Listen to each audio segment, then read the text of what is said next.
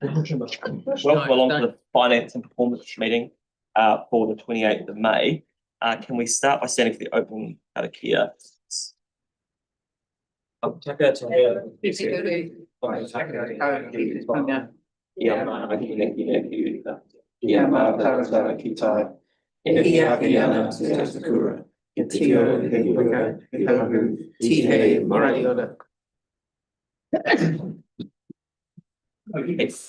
Firstly, apologies. We've got an apology for lateness from Tyler.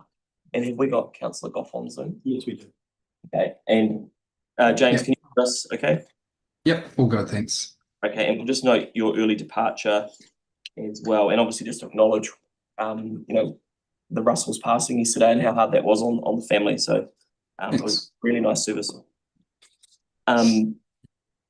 So we'll go to declaration. So I'm happy to move those. Phil, are you happy to second them? All in favour? Aye. Against? That's carried. And then declarations of interest, part B. So Vic and Jake for item 10, Melanie for the sum of the Biodiversity Fund. Or all of it? One. And then Councillor Johansson in relation to the notice of motion. But you're going to tell us what parts is that?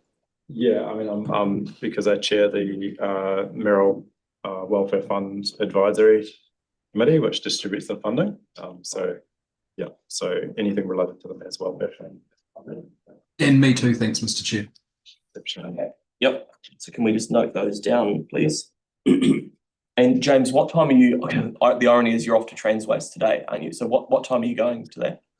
Yeah, I've got a 2-day strategy session, but I need to in board meeting. But I leave at I'll have to leave probably 11:45ish.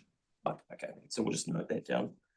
Okay, so we've got the minutes from the last meeting. I'm happy to move them. Melanie's happy to second them. All in favour? Aye. Against? That's carried. There are no public forums, so we'll go to deputations by appointment. The first one is Anne Dingle. Welcome, Anne. You're here to speak on item 13, the Provincial Chambers, and you know it well. You've got 10 minutes, and we'll let you know when you've got a minute left.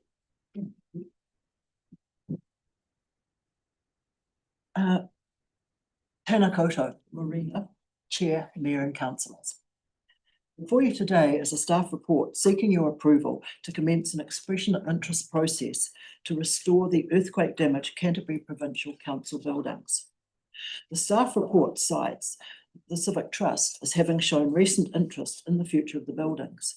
Indeed, the Trust remains supportive of restoration. To this end, Dr. Ian Lockhead, noted Christchurch architectural historian and former Associate Professor of Art History at the University of Canterbury, last year presented his detailed and illustrated research of the heritage and architecture of the Provincial Council buildings to the Civic Trust Board and members. Photographs revealed much of the scale of the 2011 earthquake damage and the complexity of any restoration project. The staff-generated report has come out of the blue. We now learn of earlier public excluded council decisions favouring unsolicited bid for repair of the Provincial Council buildings. No doubt aware of the risk of legal challenge, the report proposes that the Council now commence an expression of interest process. Given the national heritage significance of the Provincial Council buildings and the scale, complexity and mandatory conditions of any restoration, not to mention sources of funding, Civic Trust contends that the staff EIO proposal is not the current answer. The report is silent as to the option of public consultation and also as to any advice having been provided by the Council's legal team. The Trust is alarmed by the prospect of the Council's proceeding to a formal commercial process, shaping future confidential commercial decisions. Central to the heritage of Christchurch and located in the central city is Hagley Park, whose historic heritage has been found a matter of national importance, a legacy of the newly constituted Canterbury Provincial Council, which in 1855 reserved Hagley Park forever as a public park for public recreation and enjoyment. Similarly, the purpose-built Canterbury Provincial Council buildings, located also in the central city, are a legacy of that same provincial council and central to the heritage of Christchurch and indeed Canterbury. In 2012, notwithstanding the earthquake damage, The buildings were recognised internationally for their architectural and historical significance and listed on the World Monuments Fund's World Monuments Watch. Already that fund has financially supported the restoration and exhibition of important retrieved artefacts to promote the future rebuilding, helping to ensure that the building's heritage lives on for generations to come. Therefore, the Civic Trust is concerned that notwithstanding the staff report's acknowledgement of the importance of the Provincial Council buildings' nationally significant heritage, citing also the 1928 Canterbury Provincial Building Listing Act, in the absence of prior full public consultation and any option for public consultation, the staff have assessed the required decisions by this committee as of medium significance.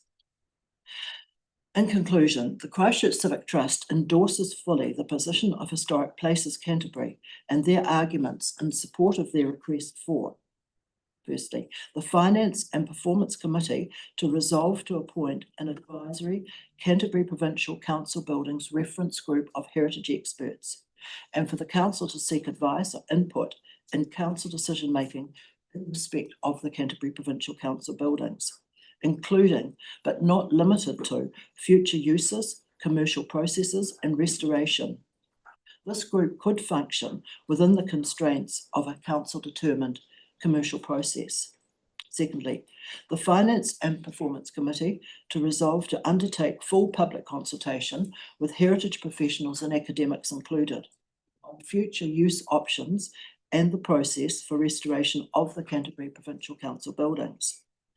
Given the national heritage significance of Canterbury Provincial Council buildings, the Civic Trust contends that it's imperative that these resolutions be made before the Council initiates any commercial discussions or negotiations.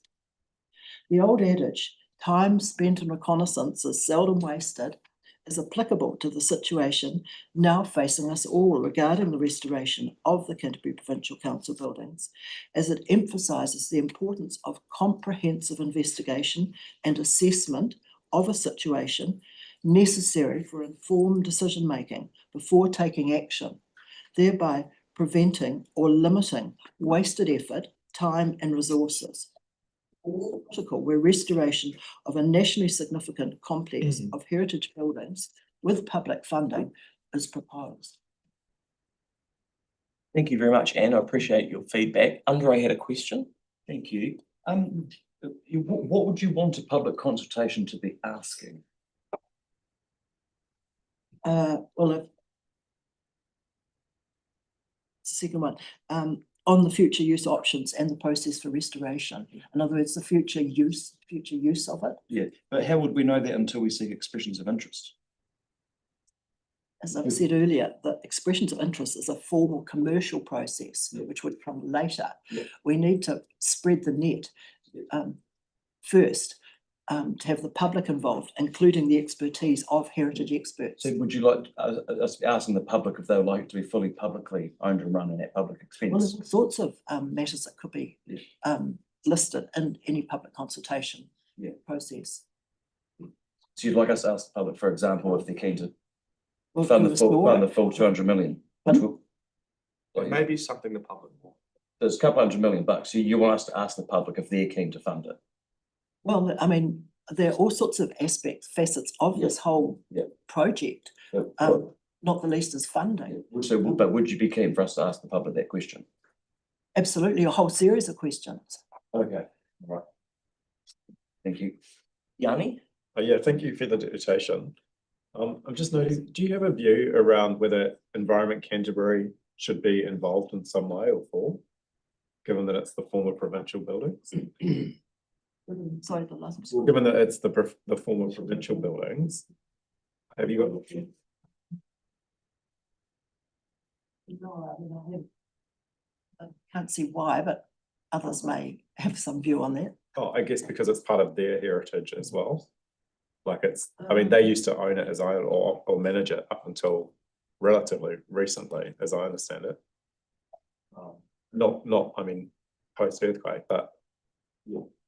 No, not really for me to say. I think it's for others to decide whether that's appropriate. That's cool. Hey, thank you very much, Anne, for that. Really much appreciated. Oh, thank you. I know that you've already received written deputations as well. Okay, thank you, Anne.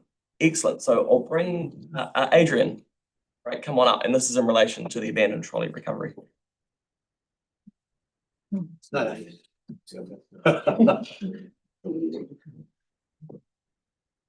morning, everyone. My name's Adrian Wynn and I live on the east side of town, and we live in trolley heaven. Or trolley hell, depending on which way you look at it. Trolleys are very useful items because you can get your groceries around a supermarket.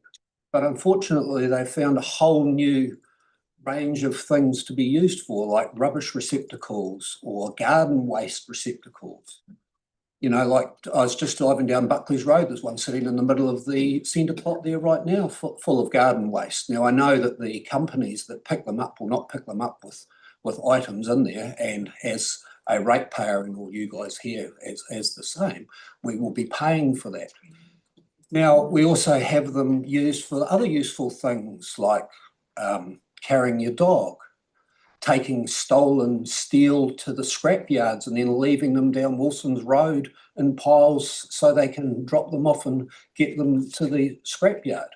So they're really handy things for all sorts of people. Now we've got this other problem of how do people get their groceries home if they can't walk a trolley down the road? Well, they put a backpack on and fill it up. You know, these people are not made of money. I am a landlord and have multiple rentals in the city and pay large amounts of rates. My tenants don't seem to have a problem with this, and they don't even find it as a problem in their life. Where my favourite one I saw recently was a guy walking down the road with his dog in the trolley. So they're great for pushing your dog down the street, you know, like if that's what you're into. We as ratepayers are, well, for instance, like in my area, they are upsetting the neighbours. They're coming out and they're abusing people for pushing them out in front of their house. Other people are pushing them down the street, blah, blah, blah. This stuff's going on. So it's becoming a position where people are annoyed and frustrated. We get them in the middle of the roads. We get them dropped in the river. We've got one sitting down there by Kerr's Reach at the moment, sitting there by the rowing clubs. How did it even get there? You know, why would someone push one there? So we've got this problem of how do we get groceries there? Well, people carry them. And then we have the you know, like I can see 4 to 10 on a short drive any one day. It becomes a bit of a joke of how many can you count on your way home. You know, it's like what a crazy joke it is. So what are we going to do about it as a council and as a people? Like if you've got Uber, I mean, if you've got the little scooters, we charge them to have the right to be able to have the scooters in the city. Supermarkets and the warehouse and the likes with trolleys just are left to abandon them and leave them there. Do we treat them as waste and rubbish? Do we have a scrap man go and pick them up and scrap them because they've been disregarded? If I leave a car out on the street with no registration and no warrant, it's picked up, towed away and maybe destroyed or charges are fined.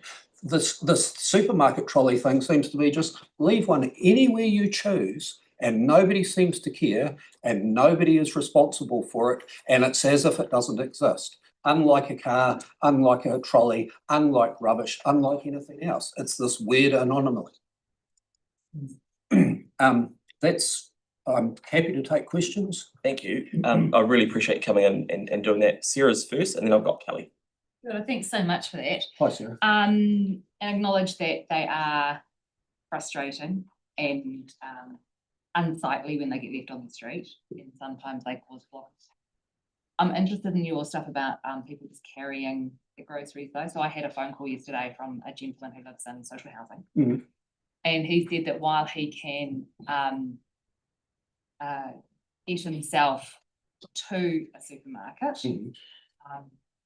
by bike, he can't carry groceries home. He has health conditions. Right. So he uses a trolley. He said that the social housing complex he's a part of, 5 out of the 8 people there have no other way of getting groceries to where they live. Completely agree, they should be returning them. So But the people who are, So have you got so a what, question? so Sarah? how would people who have health conditions, who are the poorest in society, and social health and those kind of things, how did they get food? So I'm just checking, so he can't use a delivery service? That costs.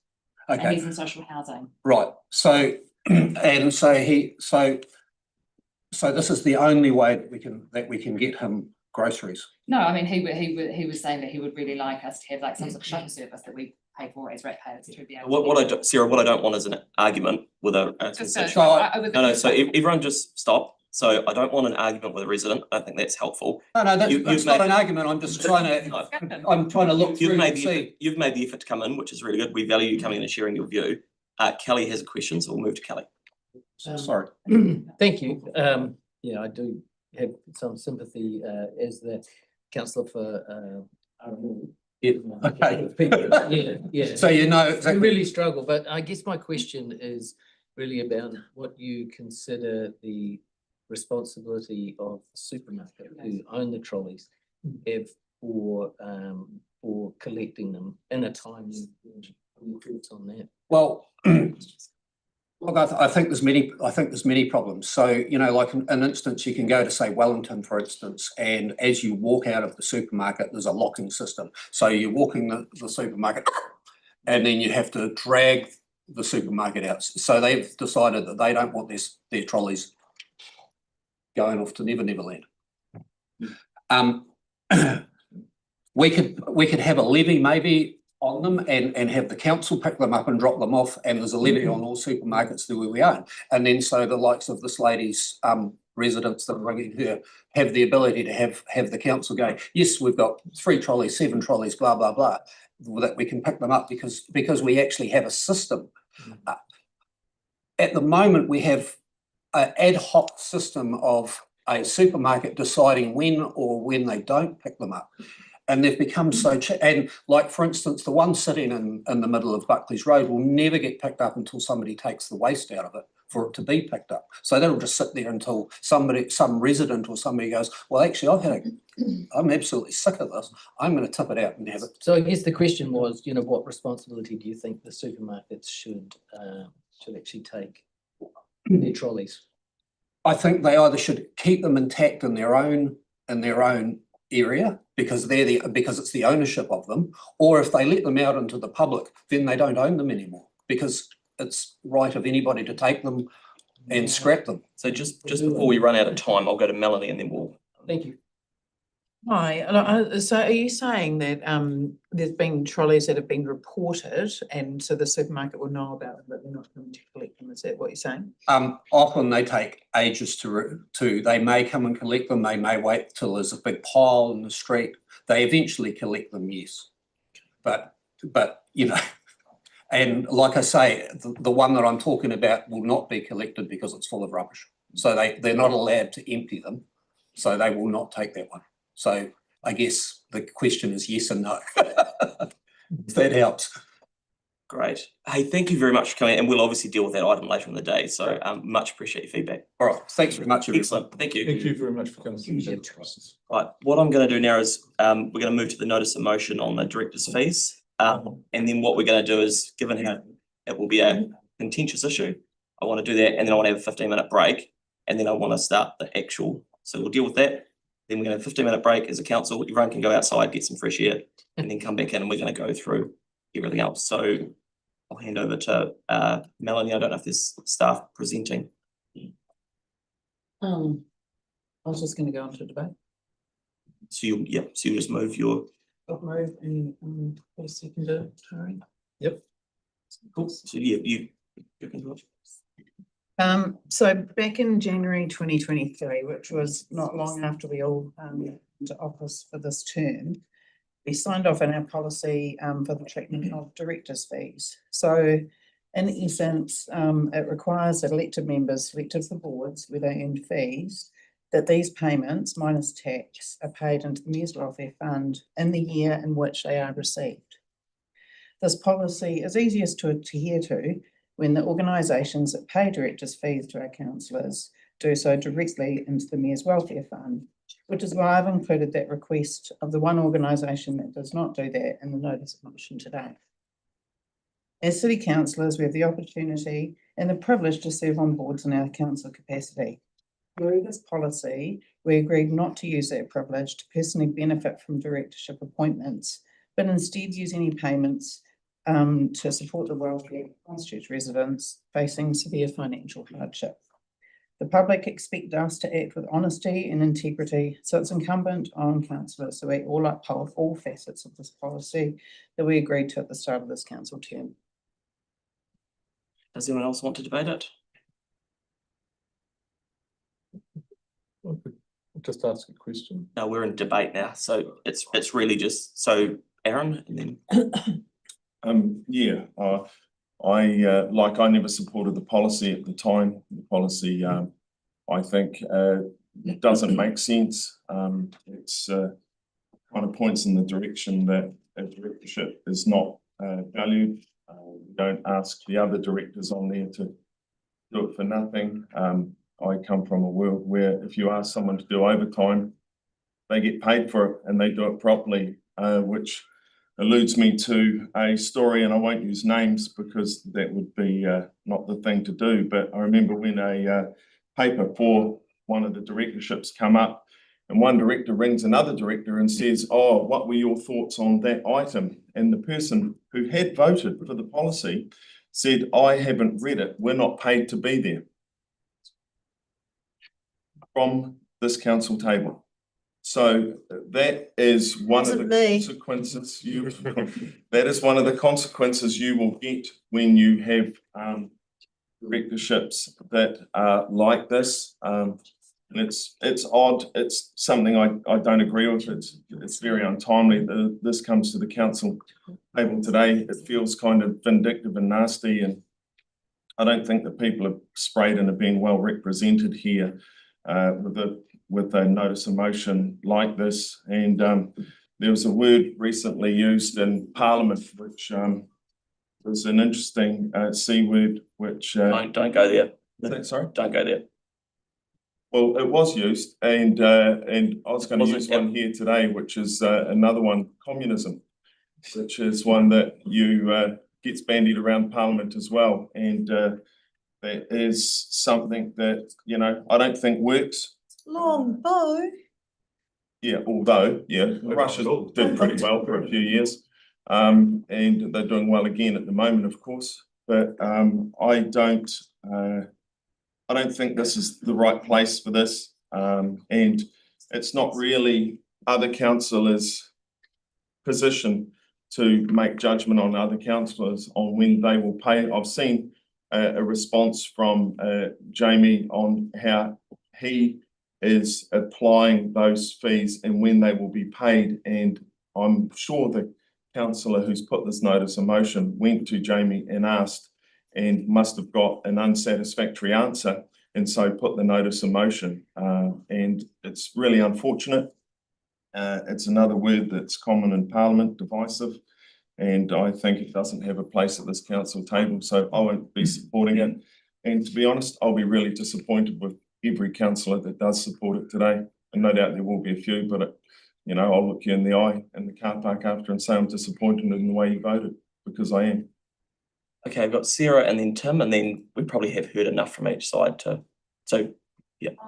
wasn't going to debate this today, but something that Councillor Kewen just said absolutely appalled me. It appalled me that there is a councillor that sits around this table who, knowing that the positions were not paid, put their hand up for a directorship role with no intent to do the mahi, which implies that they were doing it just for the title and career advancement in the future. Anyone who puts their hand up to do the work of a director, puts their hand up to do the work to represent the council and the people of the city around a board table, for anyone to say that they are going to get the directorship, not get paid, and so not do the work, simply appalls me. And whoever that is just shouldn't be a director and should just stand down and let someone else who wants to do the work do the work. Thank you. Tim, and then we're probably. Thank you. Apart from all the emotive words being used, I am actually really disappointed with the whole thing. my understanding is that every single councillor here have come for a reason, and that is to do the best we can for our communities, but also the city. So when I applied for directorships, I have that first in mind.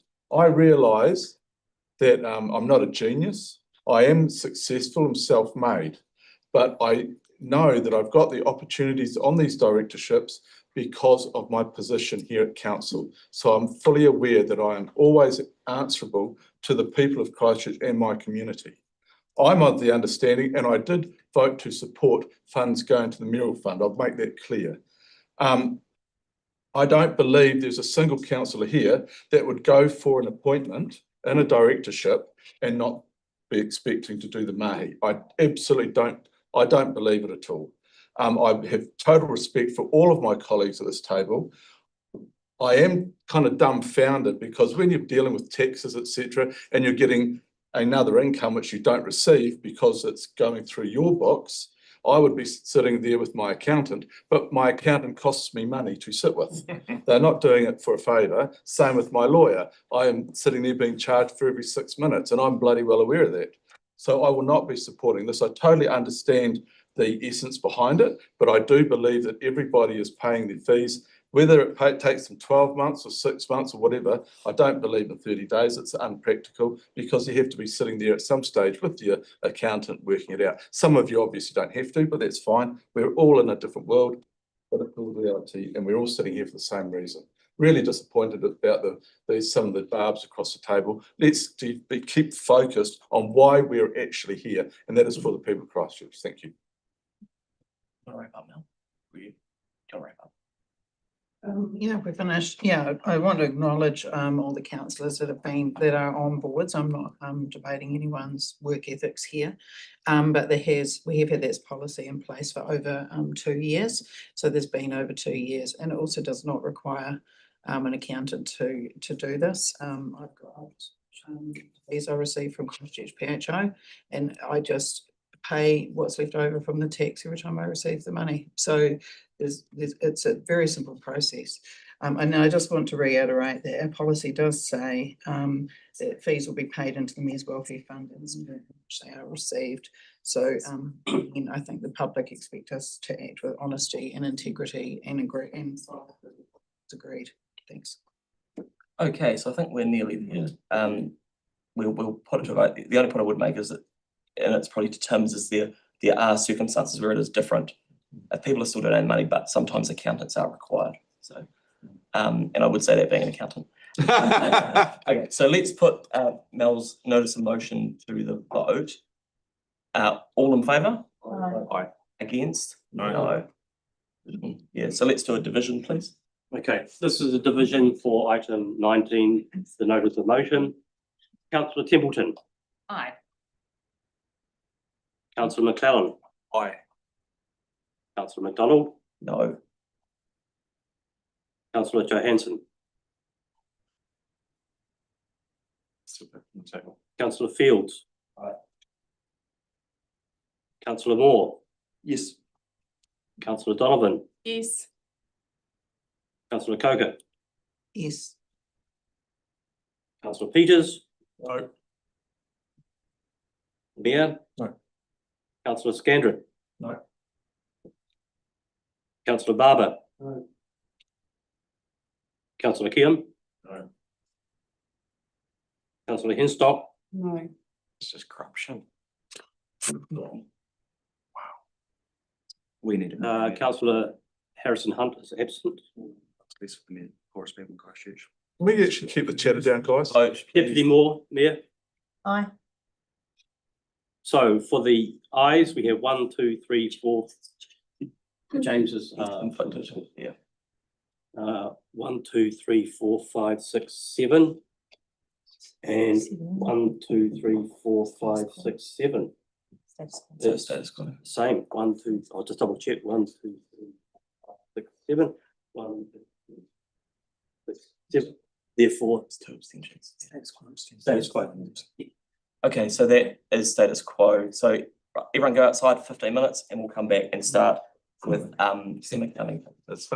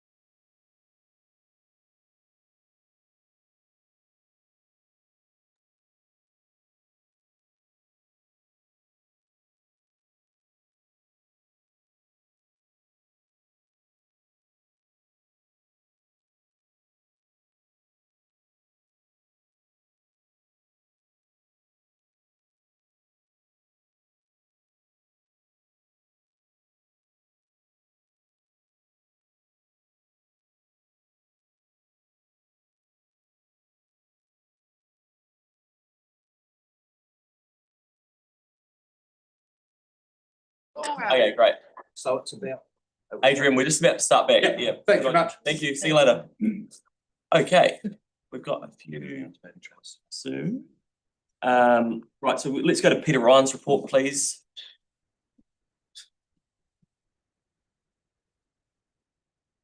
Right, good morning, everyone.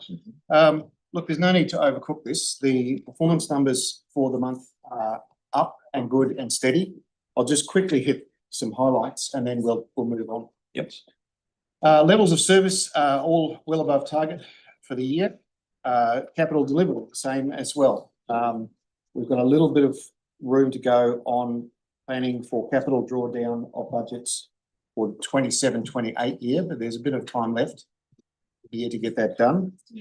In terms of value for money budgets, look, overall, we're fine. Within that, there's some unders and overs that are being looked at by the finance team that could be to do with getting the budgets right.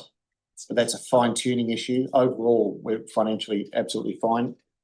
And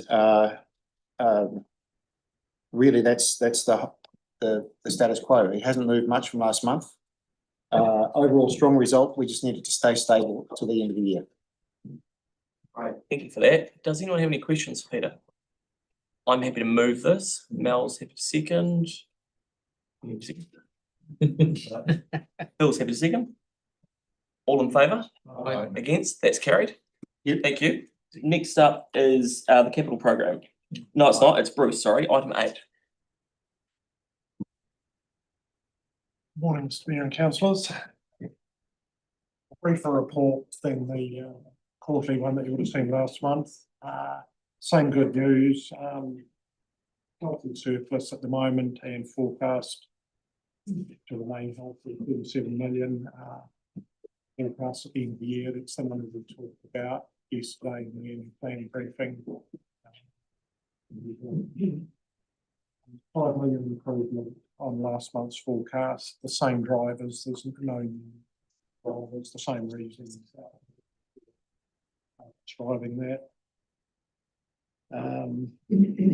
Any comment I would make?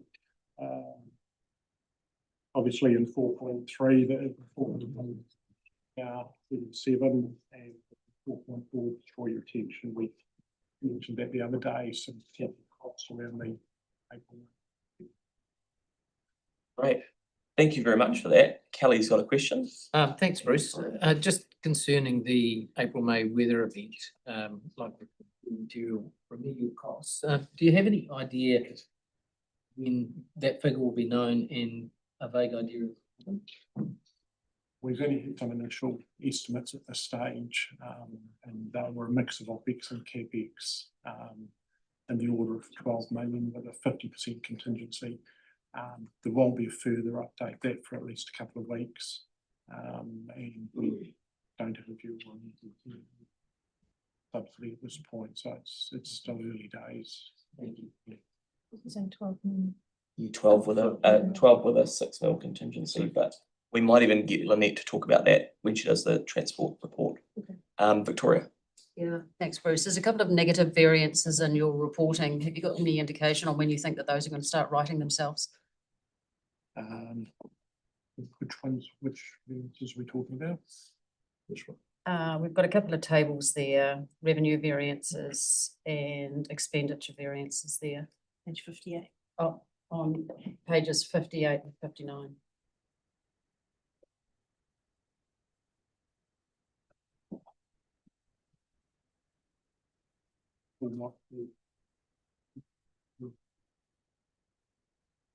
Come back later if you want. That might be easier. Yeah. And then the other question is around delayed expenditure on parks. I'm just interested to understand what that was. Is now the time for that, or is it a bit later? Do you want to, Rupert, is that something you can comment on? Specifically regarding, sorry, I need a little bit more detail. Delayed expenditure on parks. Oh, that was the in-house mobilisation. So because we weren't fully geared up at the start of the year, there was a delay in recruiting all of our staff. So we had that saving from the couple of months that we were fully mobilised. So thanks, Sam. Great. Okay, so I'm happy to move that. Aaron looks like he's happy to second it. All in favour? Against? That's carried. Great. Thank you for that, Bruce. And then we'll go to the capital report. Nikki?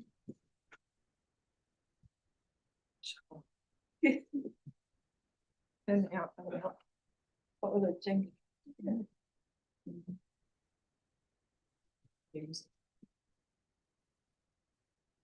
So, good morning.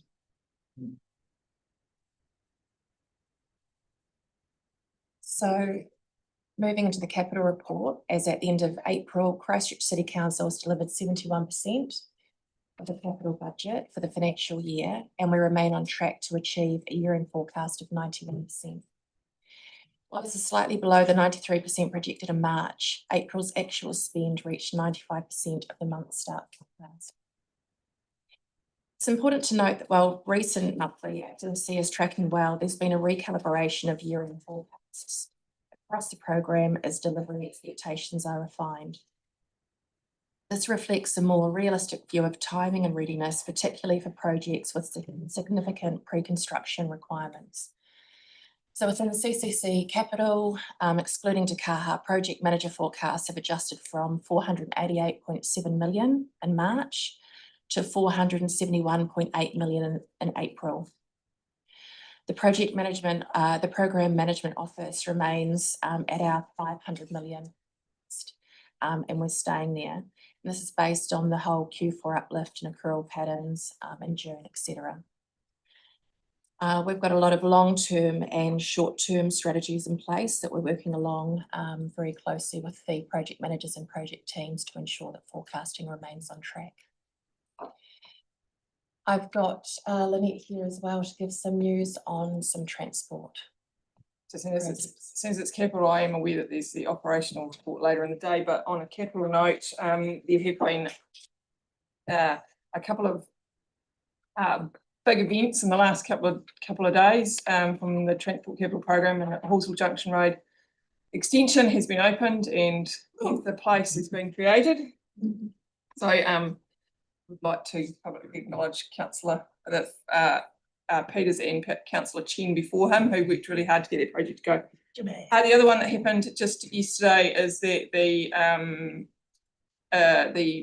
the business case for Pages Road Bridge has officially been submitted to NZTA, and we are on track for an August NZTA board meeting. It's the plan, so everything's running on track with that. The other thing I'd like to note, because we get a lot of questions, is that the QRail relationship is working really, really well. We are working well with them. I know it can be frustrating from your side of the table at times, but from a staff perspective, we're working really well. We are achieving it. And we are currently preparing a memo for Risk and Audit Committee that will cover the program and the prioritisation and the risks that will be circulated to everybody. So that's due to come out in due course. And the other one we have had questions about in advance, so I thought I'd front foot for you, is the craft program. There are a number of projects well underway now. So as you're aware, there are sorry, I've got to count them, 5 areas where the work's being done, and then there's the PT program and the road safety program. The road safety program is complete. The PT work is sitting waiting off the back of the annual plan decisions, and then we'll push go and we'll get going on that. There's been a lot of work done in a number of the areas. The Riccarton area, Dean's Ave's been complete. Dean's Ave and the Riccarton program will be about 85% complete by Christmas. I'm expecting that. And the other one that is due to have a good update with the board is the Spraydon, Summerfield, Waltham and Beckenham. It's a mouthful of a title, isn't it? That will be 75% update. We're 75% complete by Christmas, we're anticipating. There's an update due to go to that board in June, so that's coming up imminently. As you're aware, with CRAF, the decisions are prioritised through the community boards. So if there is a change, we go back and prioritise with the community boards.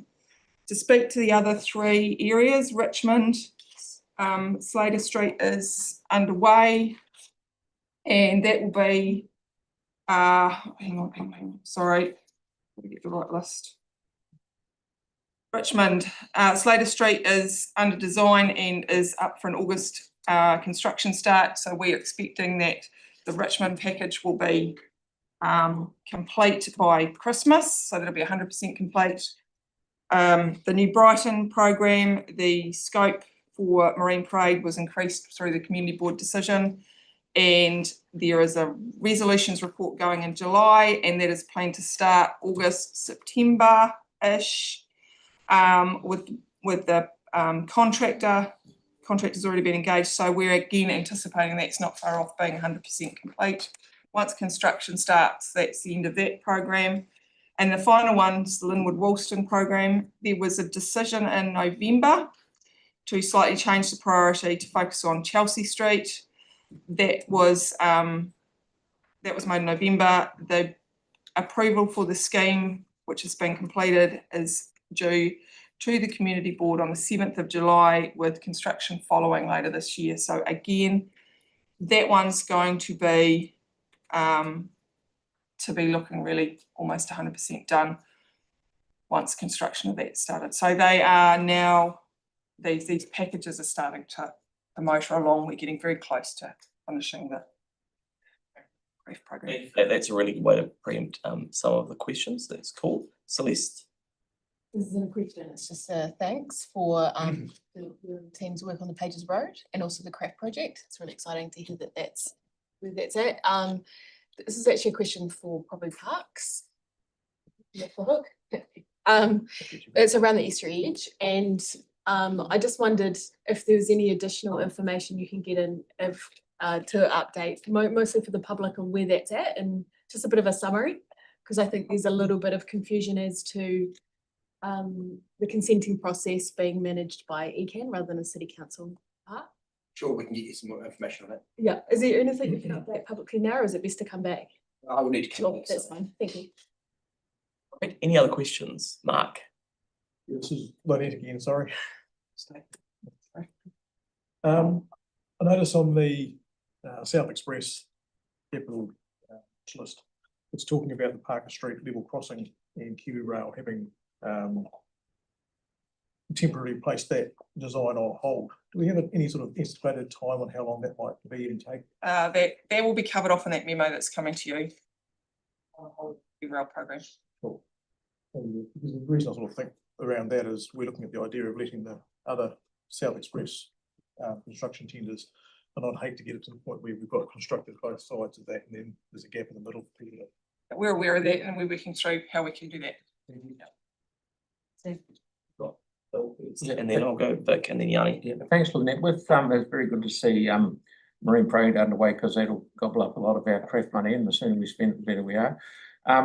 Did you have good interest from the contractor? Did you get enough? Did you get plenty? And was it around budget or under what we estimated? The craft projects had already been contracted prior to. We did them in a bit of a reverse process, remember? So they'd already been done, but we did get good interest at the time that we were doing it. So yeah. And it's coming. We're confident we can come in. Yeah. We haven't finalised the design. The resolutions haven't gone to the board yet, so we're still working with the contractor. Thank you. Victoria and then Yanni. Following up on a comment about Kiwi Rail, and I'm noticing that a memo is going to be coming to us. There's the commissioning of the railway crossings on the Northern Line route. I'd really appreciate a bit of an update on that. That date seems to be going out further and further. All this money's been spent on the infrastructure there and it hasn't been commissioned. So if we can just get a bit of an update on that, please, because it's dragging. Yes. And for your note, councillor, the issue last week was a broken down train.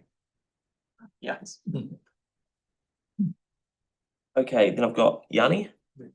So just wanted to check with the Chelsea Street in terms of the budget. So it was 0.8 and it's gone up to 3 million. How much confidence do you have in that 3 million figure, given that the designs should be complete now? So I'm just trying to understand. Yeah, like that seems a lot, but I know that we prioritize some money going towards it. We did prioritise, and my understanding is that information about the costings is all in that report. So I'll dig that report out and recirculate it for you. Is just because it's showing red, is that more than what's currently allocated through the previous decision, or is it more? Do we know? No, I think it's But have we done the change? We've done the change request for that, haven't we? I think it's just showing red because we hadn't done the change request process in the, so this report is slightly out of sync with the change request process. Okay, so the keys are on the front page of the craft report. So red for forecast all years means, yeah, it's forecasting an overspend at the moment. But that's because we haven't done that change process. So does that mean the board will then have to reprioritise any other remaining works, basically to fund that? No, the cost in here has been dealt with through the report to the community board already. We hadn't done the system. Okay. And just on the northern line, do you have any sense of why we've had to upgrade some intersections and not others? Like, as I've seen that the way that goes through that community, it seems weird that there's a whole bunch of intersections that haven't had Kiwi Rail upgrades. Like far less, that theme, like by the new Pack and Play, for example. Northcote Road, like. And touch Northcote Road, sorry. But the cycle lane goes through there. So. But it had, so we've upgraded, and I believe this has come through as a memo as to why that work was happening, or information to you as to why that work was happening. Take the difference between Herwood Road and Northcote Road. Northcote Road had its crossing upgraded a number of years ago, and it's got the crossing lights and facilities. Herwood Road had nothing, and it needed the actual base of the track to be upgraded as well to a new level. So we worked together with Kiwi Rail to do that. Right. So it all depends on when the work was done, rather than. And through the chair, that will be covered off in the memo. So we'll cover off some of that sort of information as to why it's prioritised or how it's prioritised in that memo. Yanni, I've got Aaron, Mark and Pauline, and then if you've still got more, Yanni, we'll come back. Aaron? Yeah, so just one on because it's getting asked in the community a lot, a start date for the installation of the lights outside the school.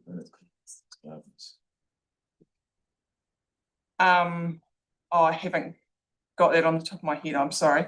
I believe we put some dates back to you.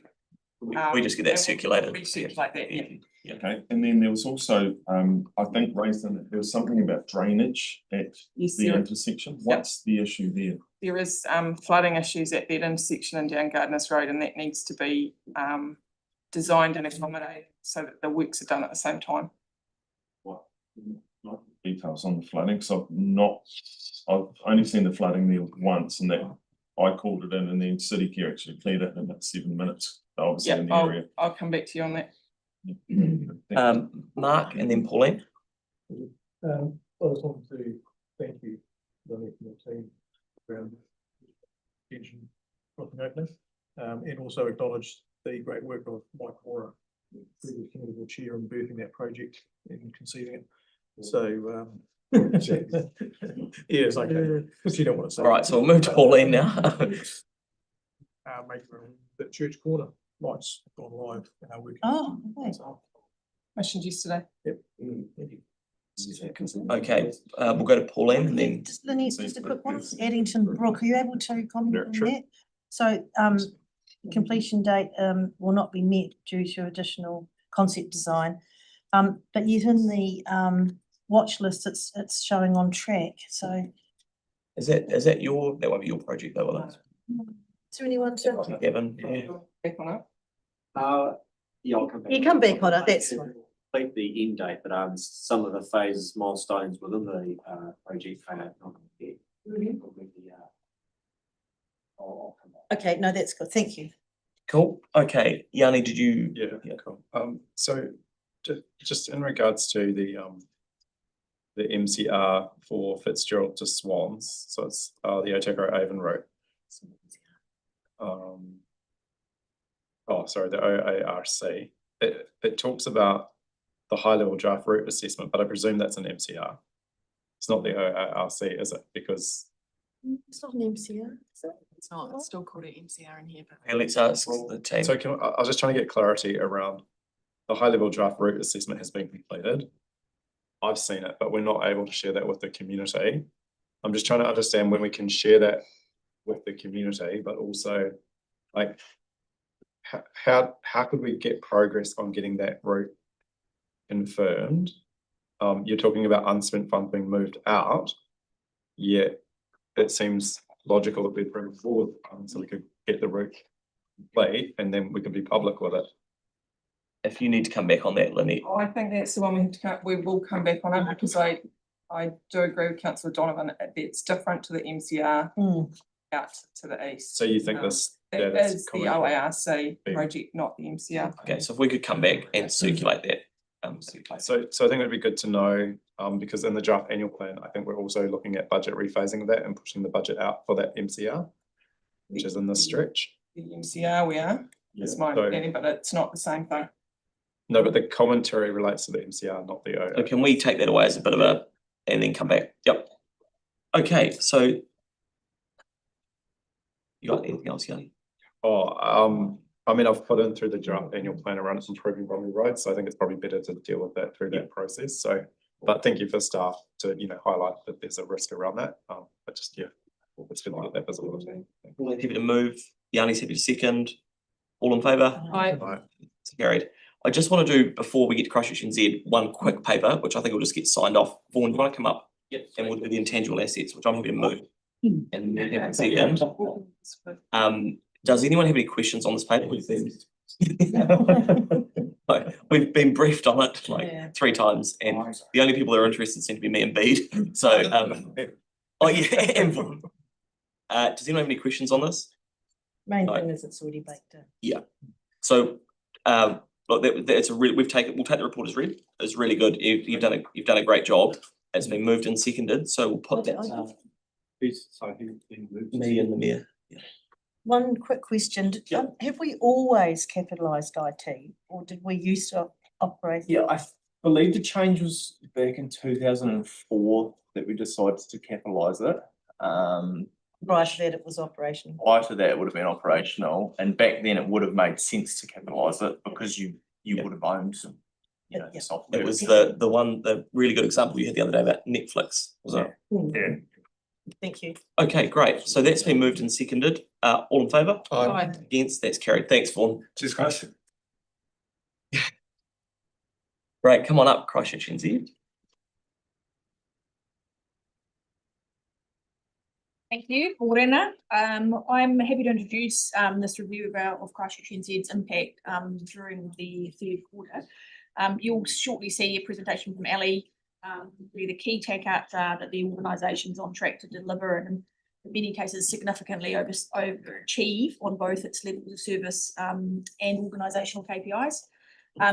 We've had a discussion about that as a board, and we're aligned with management that a lot of this overachievement gives us an opportunity to really significantly increase these metrics over future years.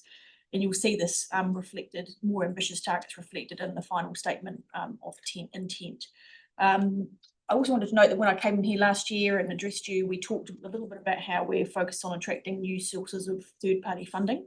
This is both to amplify the impact of the funding received from you as a shareholder, and also obviously reduce our reliance on ratepayer funding.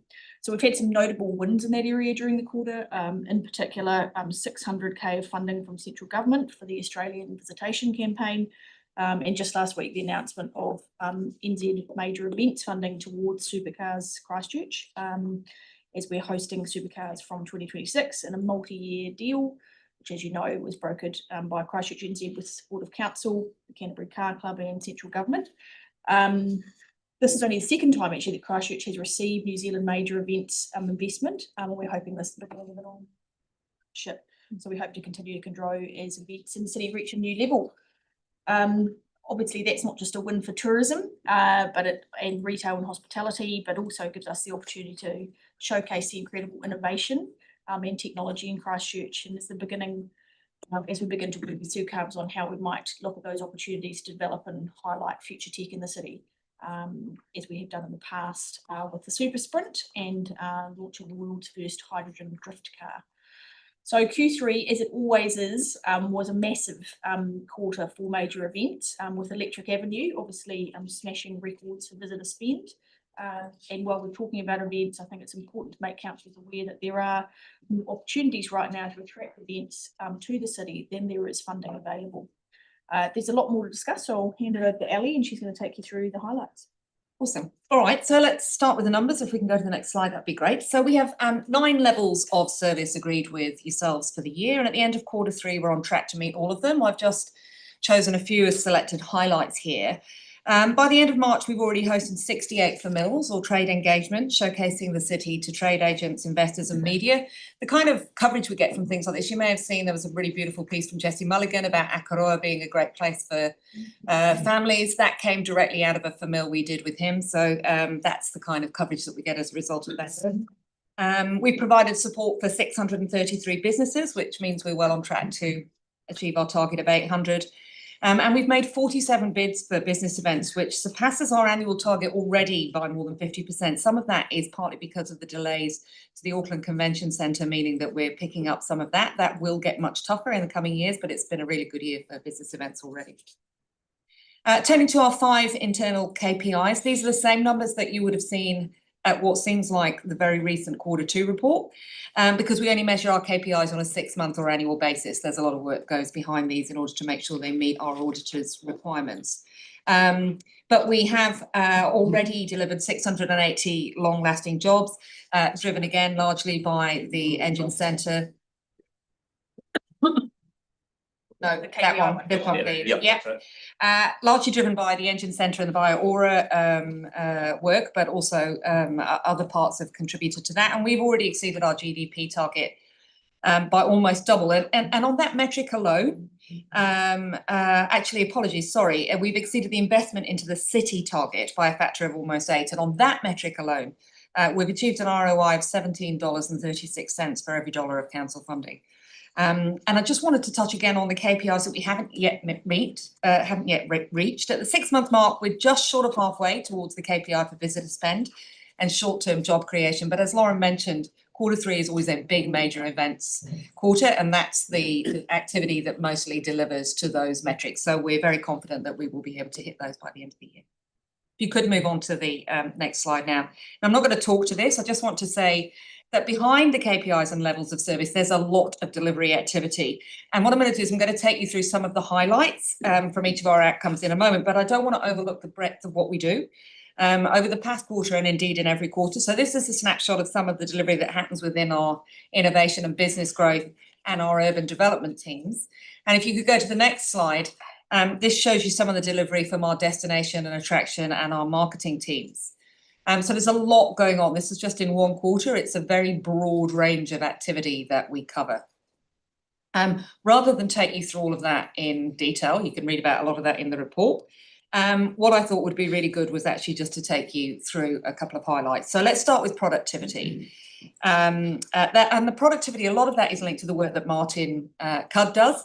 So in the innovation and business growth team. So we made him very happy by putting a picture of him up here. He'll be very disappointed by that, I'm sure.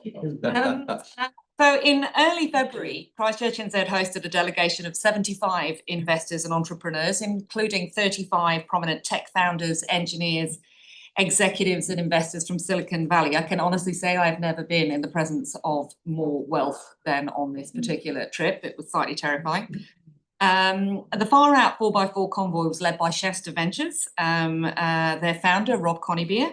And it's a group of venture capitalists who travel from Auckland to Queenstown in a fleet of 22 four-wheel drive vehicles over 9 days, meeting high-tech startup founders and entrepreneurs along the way. And Otatahi was the only city where they spent 2 nights, and that included a visit to the Tāwhaki National Aerospace Centre at Kaiteriti, before a dinner connecting them to 50 members of the city's innovation and investment ecosystem. And several promising international investment connections were made, and local companies have shared really positive feedback on the event's success. I also just want to highlight, before I move on from productivity, that this quarter we also signed a 3-year collaborative MOU with Christchurch Educated. That's to focus on growing the international student market in the city, helping to mitigate the scale back presence and the role of Education New Zealand. That will help the city to reclaim its 12% national share of the international education market, up from the current 10%. And based on 2023 data, achieving that goal, getting that 2% back, could generate up to $400 million annually for the local economy. So it's well worth putting in the time. Moving on to livability. Our first highlight is the progress at Sydenham Yard, which is the former City Care Depot on Milton Street.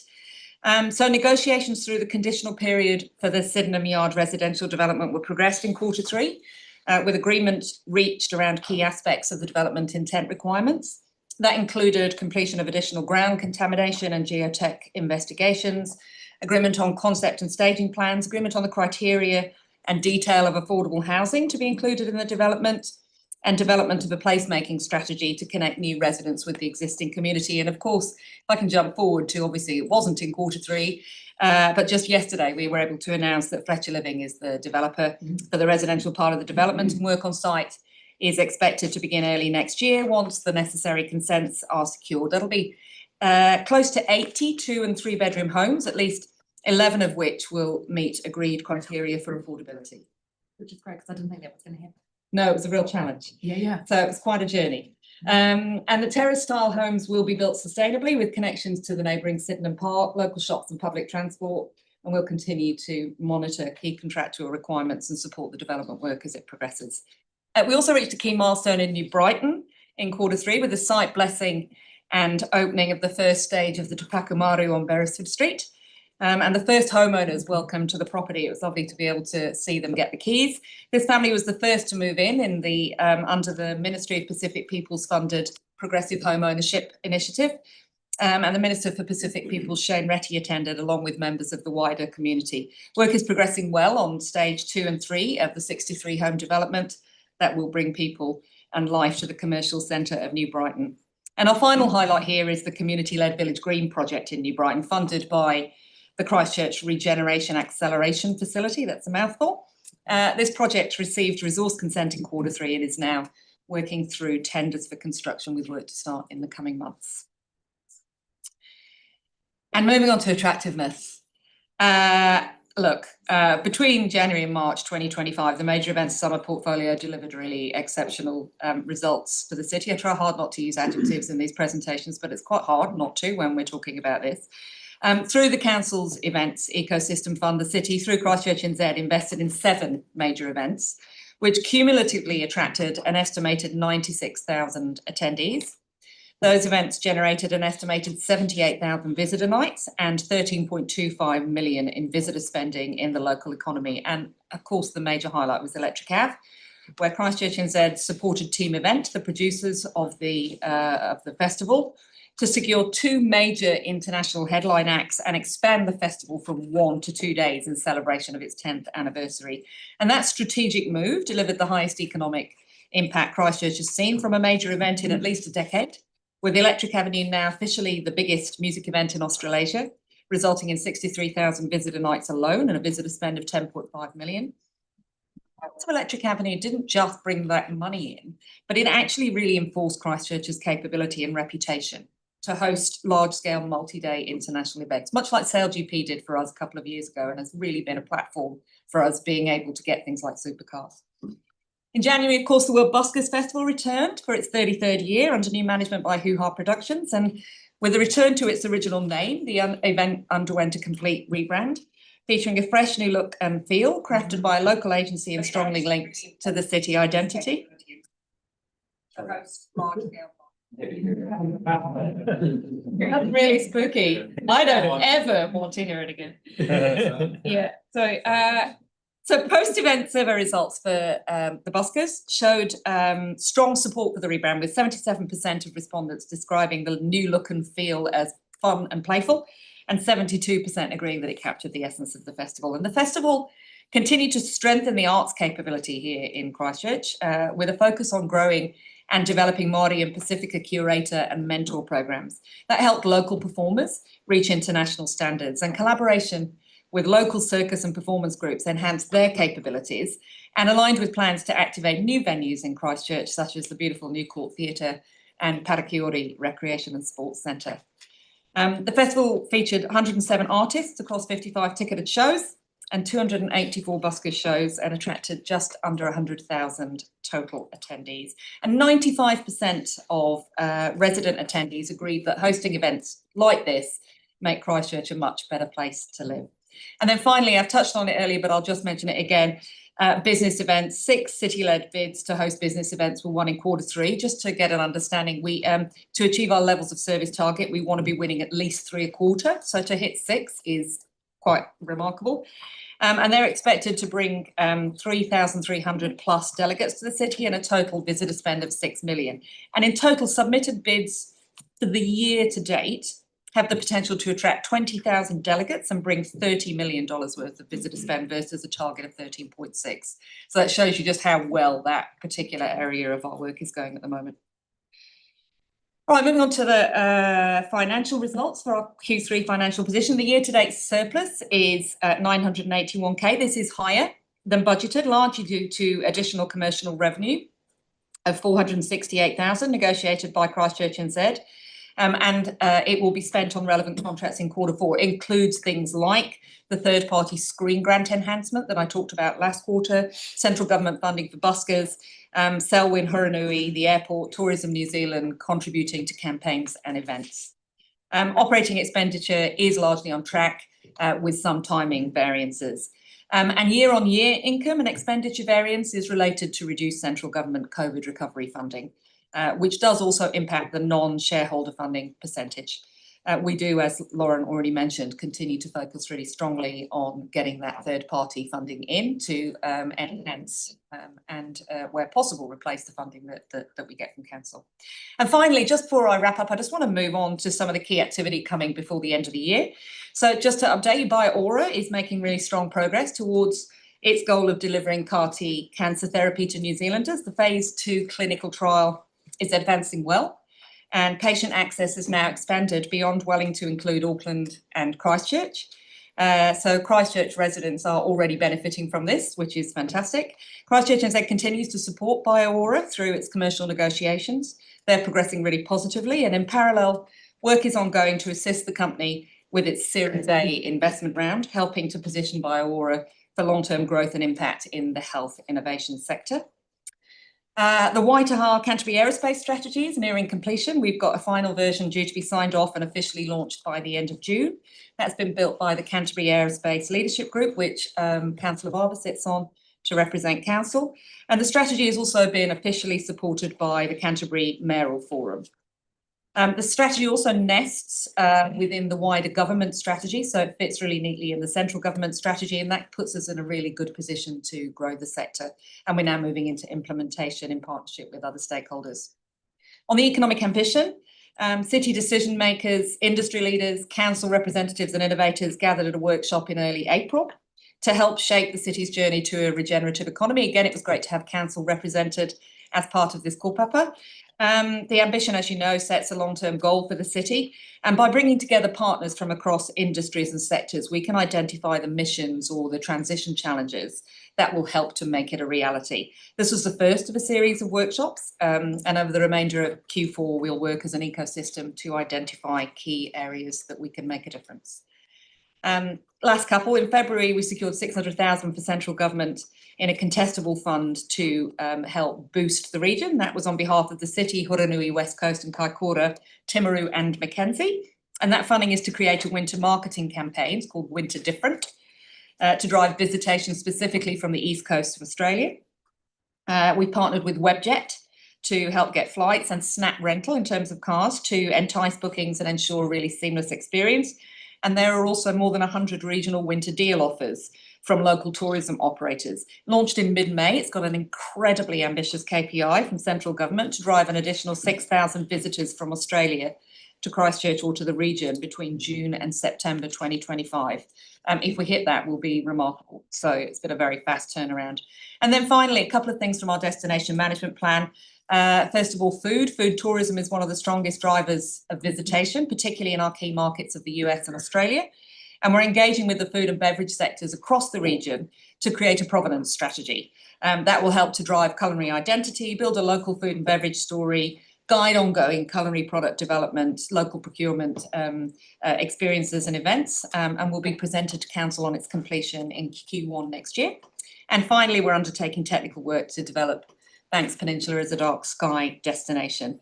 That's particularly interesting for Akaroa because it has a seasonal benefit. Stargazing is better in winter, and it's really great that we'll be able to get people there in the off season. So look, that's a lot. I'm really conscious that's a big download. It's a big quarter for us. I think you can see it. There's a bit of creaking at the seams, but it's been a real joy to see such wonderful things. And hopefully, you'll see some of the coverage even in the newspaper today. So. Great, thank you both very much for that. I've got a couple of questions. Tyrone and then Tim, Yanni and Andre.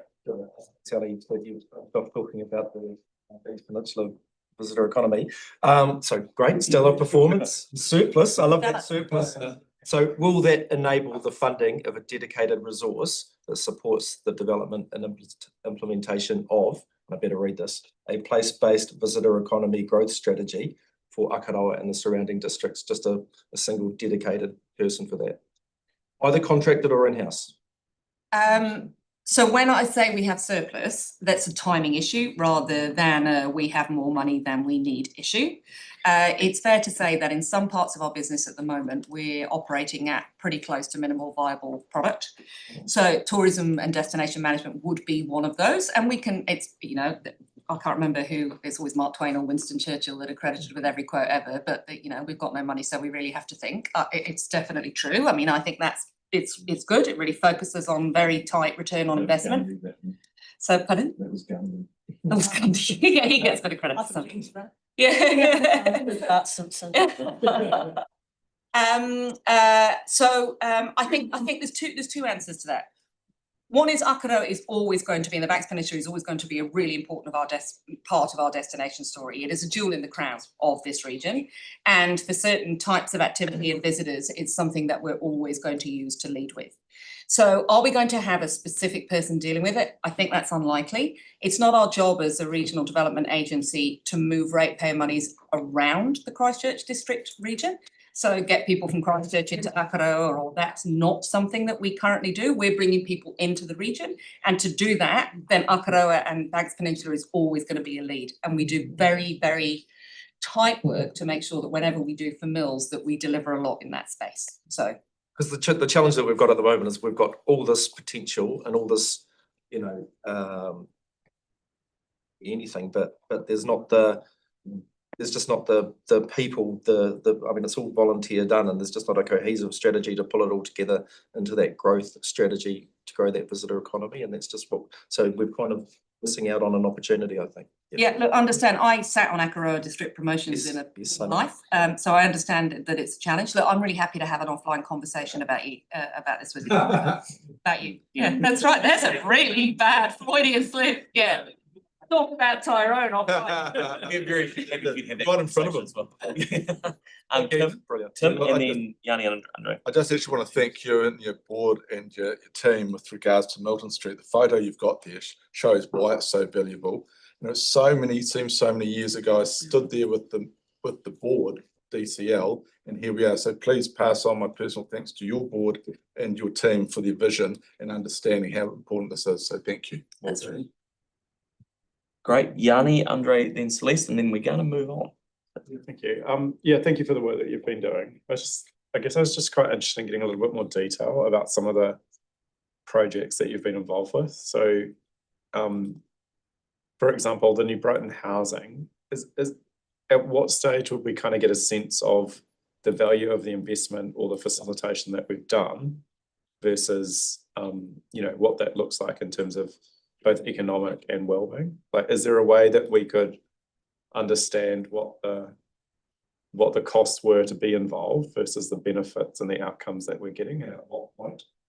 Because I see the Fletcher's development as well, and it seems like that New Brighton development's a really good model for getting affordable and first-time home ownership, possibly, but I just don't know enough about the economic equation or. And I was quite surprised that with 63 houses, that only five were for first-time home ownership, but there may be reasons behind that in terms of the economics. So is there a way so at what point can we be in a position to better understand the benefits of the investment or the work and what the ultimate results are for that development. So one of the things we talk about a lot at ChristchurchNZ is that we're an intervention agency. We should only get involved when there's a market failure or a market opportunity that isn't going to be picked up by the private sector or by someone else, because we don't want to get in people's way. We are here to actually just do things that are for the good of the city on behalf of you as our shareholder that other people wouldn't do. New Brighton was a great example of that. So, and it was not just the housing, it was putting in the hot pools, which was great vision by you guys, the marine parade redevelopment, and then all of that together starts to get enough footfall and traffic around New Brighton to be able to get a private sector like Martini to come in and invest.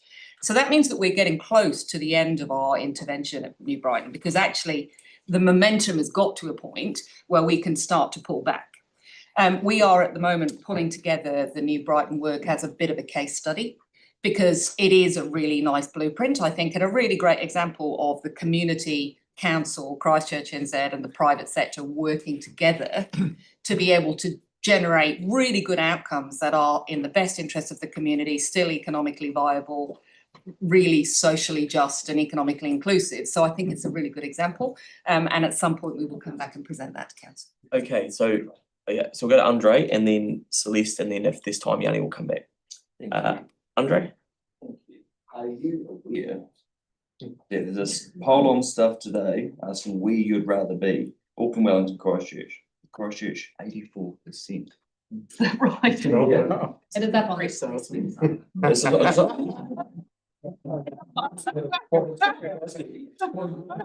stuff.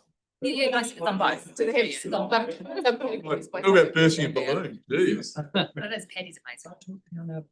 Okay, cool. So they are aware now, so we'll move. I'm just building on Yanni's comment around the housing, and just want to acknowledge the work done in that space. And it would be good to, maybe it's part of the report back about what's being done in that area and how it is a model. Could we get a bit more information? Maybe it might be from Annie and her team who delivered that project, about, you know, what are some of the principles behind that? Because I think it would be quite interesting for council to hear that. Yeah, great. And I just want to also acknowledge that we've got a $40 million housing development also happening in Seaview, which is the old school, and that's actually, originally that project was led by ChristchurchNZ DCL. So that's another big investment into the area, which is really delivering. So it's all kind of coming together now, but driven in large part by ChristchurchNZ and their team. So I just want to acknowledge that. Cool.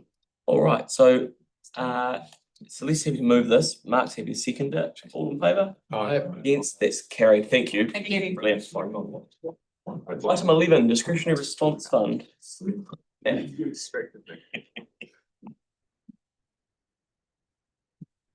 have subcategories by the most popular destinations. Oh, yeah. We know that Sumner Beach has. Okay, so let's get into it. That's on there. Let's get into it. So are we good, Celeste? Are we good? Let's get into it. So this was left on the table from last council meeting. There was some additional information provided. The recommendation hasn't changed. I'll move to staff recommendation. Pauline's happy to move the staff recommendation. Tim's happy to second it. Are there any questions? Put that to the vote. All in favour? Aye. Hence, that's carried. Thank you very much. Thank you very much. Okay, thanks. Item number 12, the Biodiversity Fund. Good timing. So Pauline's happy to move this. Tyrone's happy to second it. Are there any questions? So close, so close. Yanni.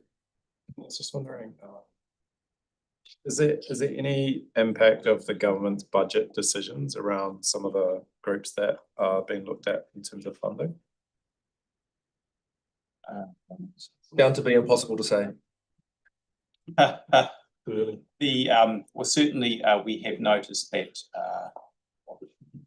QE2 Trust, for example, have some budget shrinkage through government cuts, and yeah, we're talking with them because obviously there's a few grants in here where they're working with landowners that possibly we haven't seen before. So that's possibly the only one that Okay, so I've got Pauline and then Celeste, and then we'll keep going. Thank you. Just a really quick one. I mean, those government funds perhaps won't kick in until the following year anyway. But the Richmond Community Garden Trust, and it's recommended decline because you're saying it actually fits better with the Environment Partnership Fund. But has that remind me, is that finished for this year? So they'd be looking at this financial year, or is there another round? Open for applications in the coming financial year. Yeah, so it's after June, yeah. Thank you. Great, Celeste, and then Tyrone, and then. Will you be? Is it off? No, it's not off topic. Okay, good. In terms of the Biodiversity Fund and how it's just pick up on the comment made before around changes that might impact some of the delivery of that work, which we're supporting through the Biodiversity Fund. Do you think we'll have an opportunity to hear from you and the team before that related work? It'll be the following financial. But I think it would be useful just to get an update if possible. Sure. So I'm currently working on a stock take of the work that council does in the biodiversity space, and I should have that with council next month. And Nick and I are also working with the regional council because they have a targeted rate for biodiversity programs within the Christchurch district, and they're doing a bit of a review at the moment on the investment, so we're involved in that. Okay, Tyrone, and then we'll. Just on the officer recommendation point 3, it says 483k out of 496. Is there a surplus of 12k still sitting there that can be applied for? Yes, there's 12,000 on October. Okay, so that's been moved and seconded. So does that get carried forward if it's not spent in this fund? Doesn't it? Have to talk to our. But if we just. The hearing. Yes. Thank you. Great. Is that yes? Yep. Yes. Okay. Can I just speak to it? Yeah, sure. I mean, just thank you. It's such a great fund, this, and the value that we get out of this is incredible. I mean, some of these we're funding under 50%, but normally it is 50%. But the value we get from the volunteers doing all the a lot of it's pest control, fencing pests out, and plantings, and using volunteers mainly on the peninsula, and the improvement is actually outstanding, and I'm sure Councillor Fields will back me up on that what's happening there is just absolutely incredible. And the key to this work is to keep it going. We can't stop it, we've got to keep it going, otherwise we lose everything, it goes backwards, and before you know it, you're back to square one. So we need to keep this going, so thank you. Right, so I'll put that to the vote. All in favour? Aye. Against? That's carried. Thank you very much. Right, we might saw Andrew Rutledge in the room. Let's go to item 13, the Canterbury Provincial Council buildings. And we'll stop at 11. I mean, depending on how long this takes, we'll stop at 11:30 is the plan. But if we finish earlier, we can stop earlier for a break. Morning, councillors. So you heard from this morning. Just to reiterate, the purpose of this report is to essentially give us the ability to start the process. So we're not entering into a process. It gives us the ability to develop an EOI process. So that might not have come through clearly. All the points that were raised this morning are all obviously valid. Depending on the outcome of any response we receive, may require further public consultation so we can consider people affected. Obviously, they are incredibly important building, and we're definitely putting the right experts in place to consider how. I'll take the report as read. Information. I've got Pauline. Do you want to just flag what you're? I'd like to move that the two requests that the Civic Trust and Enathfield both made this morning. So the wordings there, I'll give it to you, David. The Finance and Performance Committee requests council to appoint an advisory to Canterbury Provincial Chamber Building Reference Group, etc., and that we undertake full consultation And so we remove 1 to 4, but keep 5 onwards in the staff recommendation. Because I feel that this is an important building and we could easily take a wrong path on it if we don't consult with the people. And I think the people who would feed into the consultation will be all the ones with the expert knowledge and the history. Sorry, So if it's that point clear enough, that's exactly what we're going to do. We're going to set up skills as we naturally would with any significant technical well, it project didn't and- say that in the recommendation, Andrew, that you haven't mentioned consultation in here. Can go in the recommendation, yes, fine. So what we might do, I'll tell you what we'll do, Pauline, is I'll go to the other questions. Yeah. We might then take a break. Yeah. And then we can get some wording that works, because I don't, because the intent of this in my mind, and correct me if I'm wrong, is to revoke the previous decision that was made and to set up a process which takes into account the feedback that's been given. Yeah. To start the next process. Correct, but nothing's been decided on that process, so let's capture what you're saying into it, but I think we need a break to get the wording right, so. Documentation is being produced. Yep. So this just gives us the ability to start that work. So what we'll do is, we'll do the questions, we'll have a break, and then we'll get some wording that works, yep. Sarah was first, yep. Two things there. So while it kind of starts the process, gets the expression, it goes as far as doing the documentation, getting the expressions of interest together, and then once that process is closed, coming back to council. It would be good to see if we could have a middling step where we actually see, maybe it's just an information session or something like that, the step before it opens, so where we've seen the scope and those kind of things more clearly before it goes out. I think would be useful. The other thing is, I think that with many of our important council buildings, it's actually really difficult for councillors who don't know the buildings.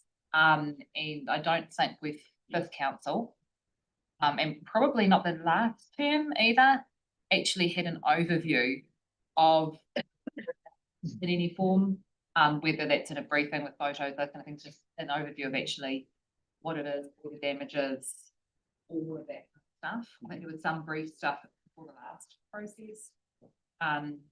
As we found out from the Multicultural Centre the other day, going to a building helps us understand the facility itself.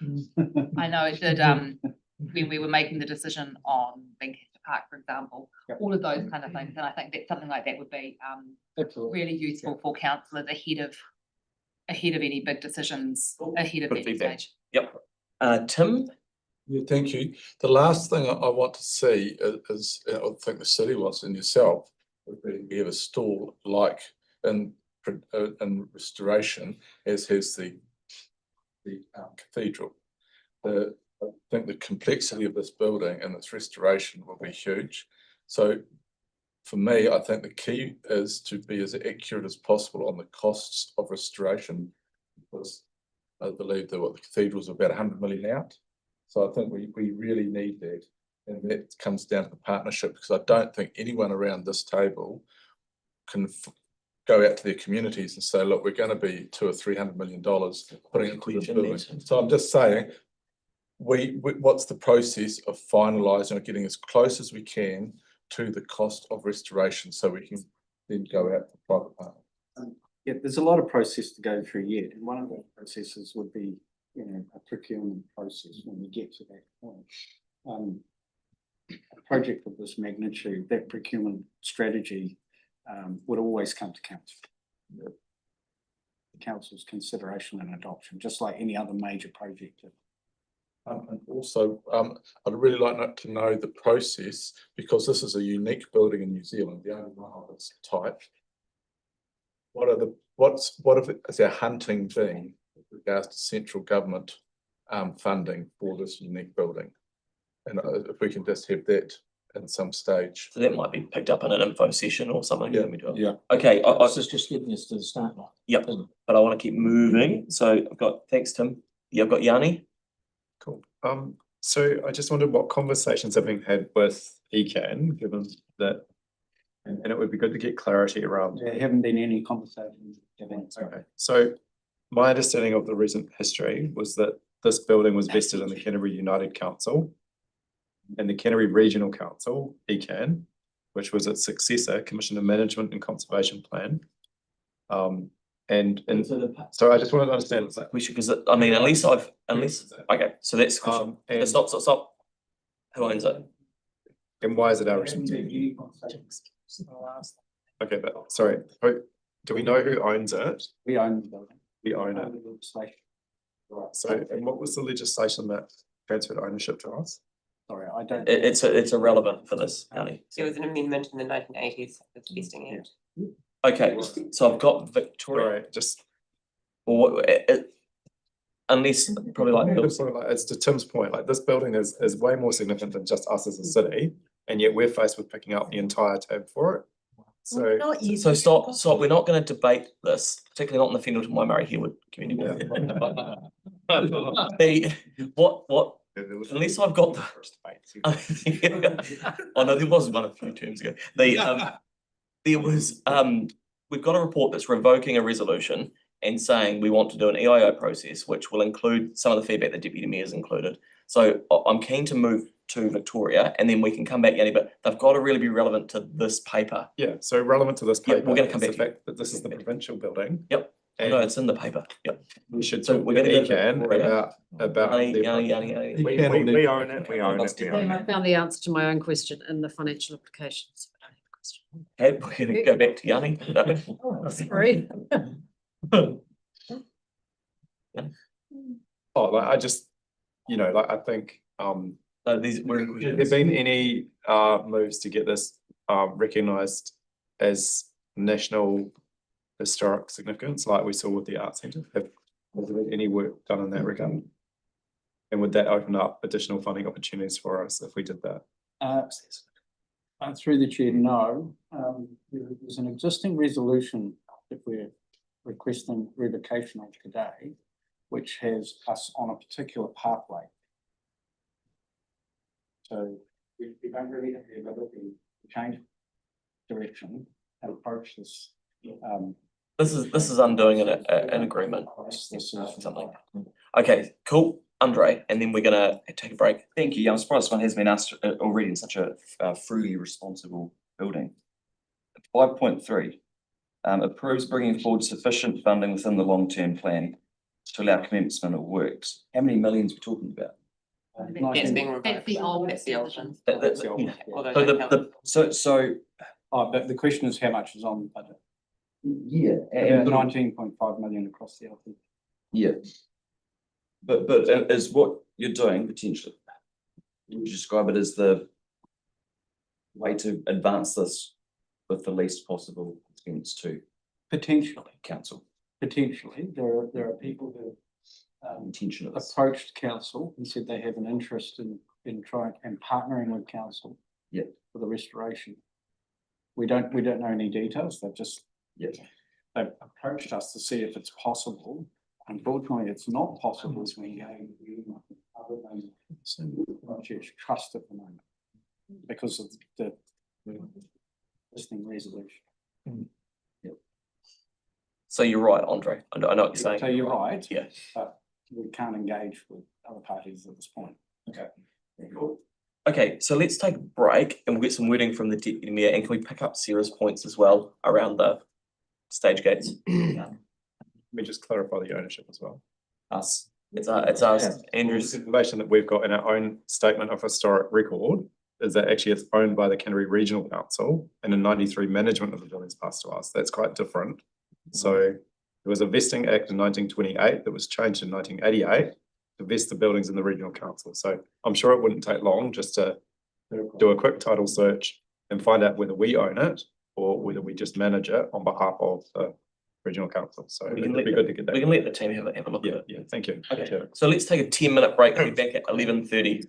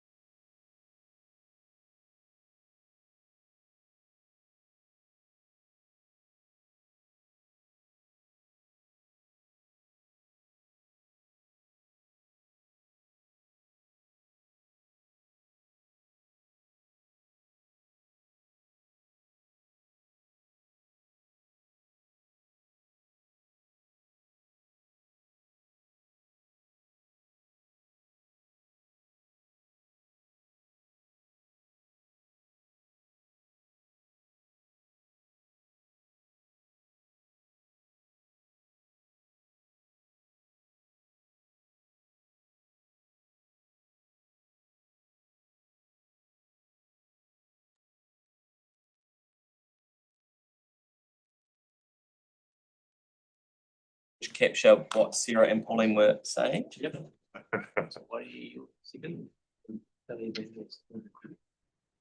Babe, quick question. Yep. Yeah, well, you do it now while we're, yep. Yeah, I mean, this financial year is 4.5 million on budget for this project. I mean, if we're now doing this, does that money need to be there? What was that money for? That money was there to support the resolution, which was that the Christchurch Trust would use those funds. Yeah. Detailed feasibility, sort of aligning with Councillor Scandrett's inquiry, understand the true cost. Yeah. So it was all the preliminary structural, etc. But you're saying that 4.5 million needs to be on budget to scope out what it will cost to restore it over the next year. Is that going to cost $4.5 million? Not necessarily that much, but that was what was originally allocated. Yeah. For this part of the program. I guess I'm trying to figure out how much money needs to be on budget for the next financial year. Just think about a lot. I can't give you an accurate answer, but it's something we can take away and have. Yes. Yeah. So I'm what I'm saying. I'm not particularly comfortable for an unknown amount of unknown people. I understand your point. We'll look at that in regards to next year's annual. Well, we'll be looking at the start of this year's annual plan. Yeah. That's what he's saying. Sorry, next year's annual plan, 1 July. The one we're doing. Yeah. Yep. Thank you. So yeah, good point, Andre. Maybe flick something through. Yeah. Yep. That's all right. We'll have a closer look. Okay, thank you. Okay, cool. All right, so we've got some updated resolutions there. So So it's just in black 6 and 7 of what we've added there. yeah, Pauline, do you want to just talk through? All right, so that number 6 and 7, so the rest of it above that is revoking this resolution, which we have to do. And then we're building in request staff undertake engagement with key stakeholders on options for the restoration of the provincial buildings and to guide the process for restoration and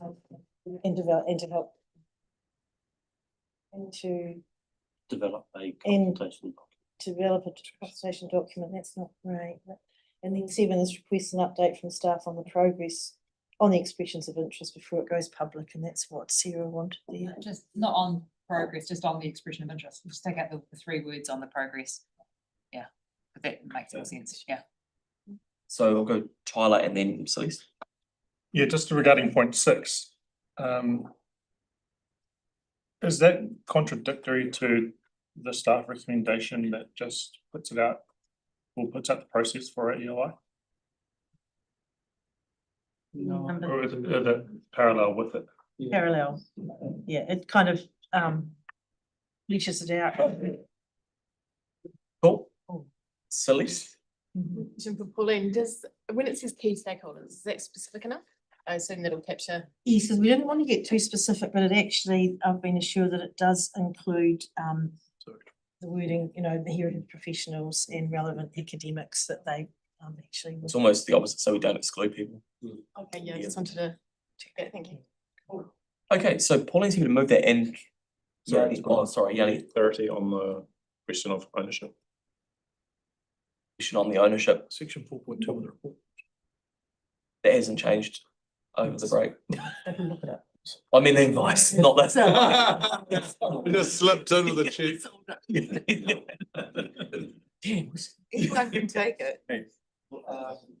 Can we come back on that? Yeah, look, I wonder if it's okay that that's addressed as component of number 7. Oh yeah. So request an update and some background on the ownership. Yep. Cool. Okay, so that's been moved by. Yeah.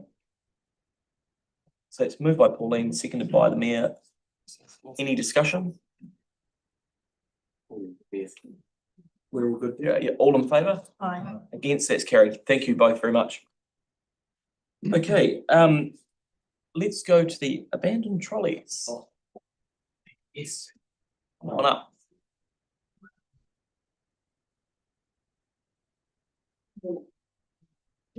I will take it that the paper that you all had has been read. I'd just like to provide some background on how we are at the moment. and where we've come from. So when the bylaw was updated in 2023, the question of putting something in the bylaw to address the issue of abandoned trolleys was raised. It was investigated with the policy team, and it was agreed that it would not be put in from the recommendation. The hearings committee asked for an update within the next 12 months, which I came back last December, I believe. That was following some conversations with some of the main supermarkets to see what they were doing, what they had, and gain that kind of understanding. Following that paper, there were some asked to do some fact finding from Auckland Council to see how having it in their bylaw had actually made any difference, and what options they were. So as part of that, I've spoken to a number of the council staff at the Auckland Council. I've also spoken to the New Zealand Retail Association, and what we found was that the clause that's in their bylaw has never been enacted, but what did happen is that the Retail Association started an accord where they invited the main players in the industry.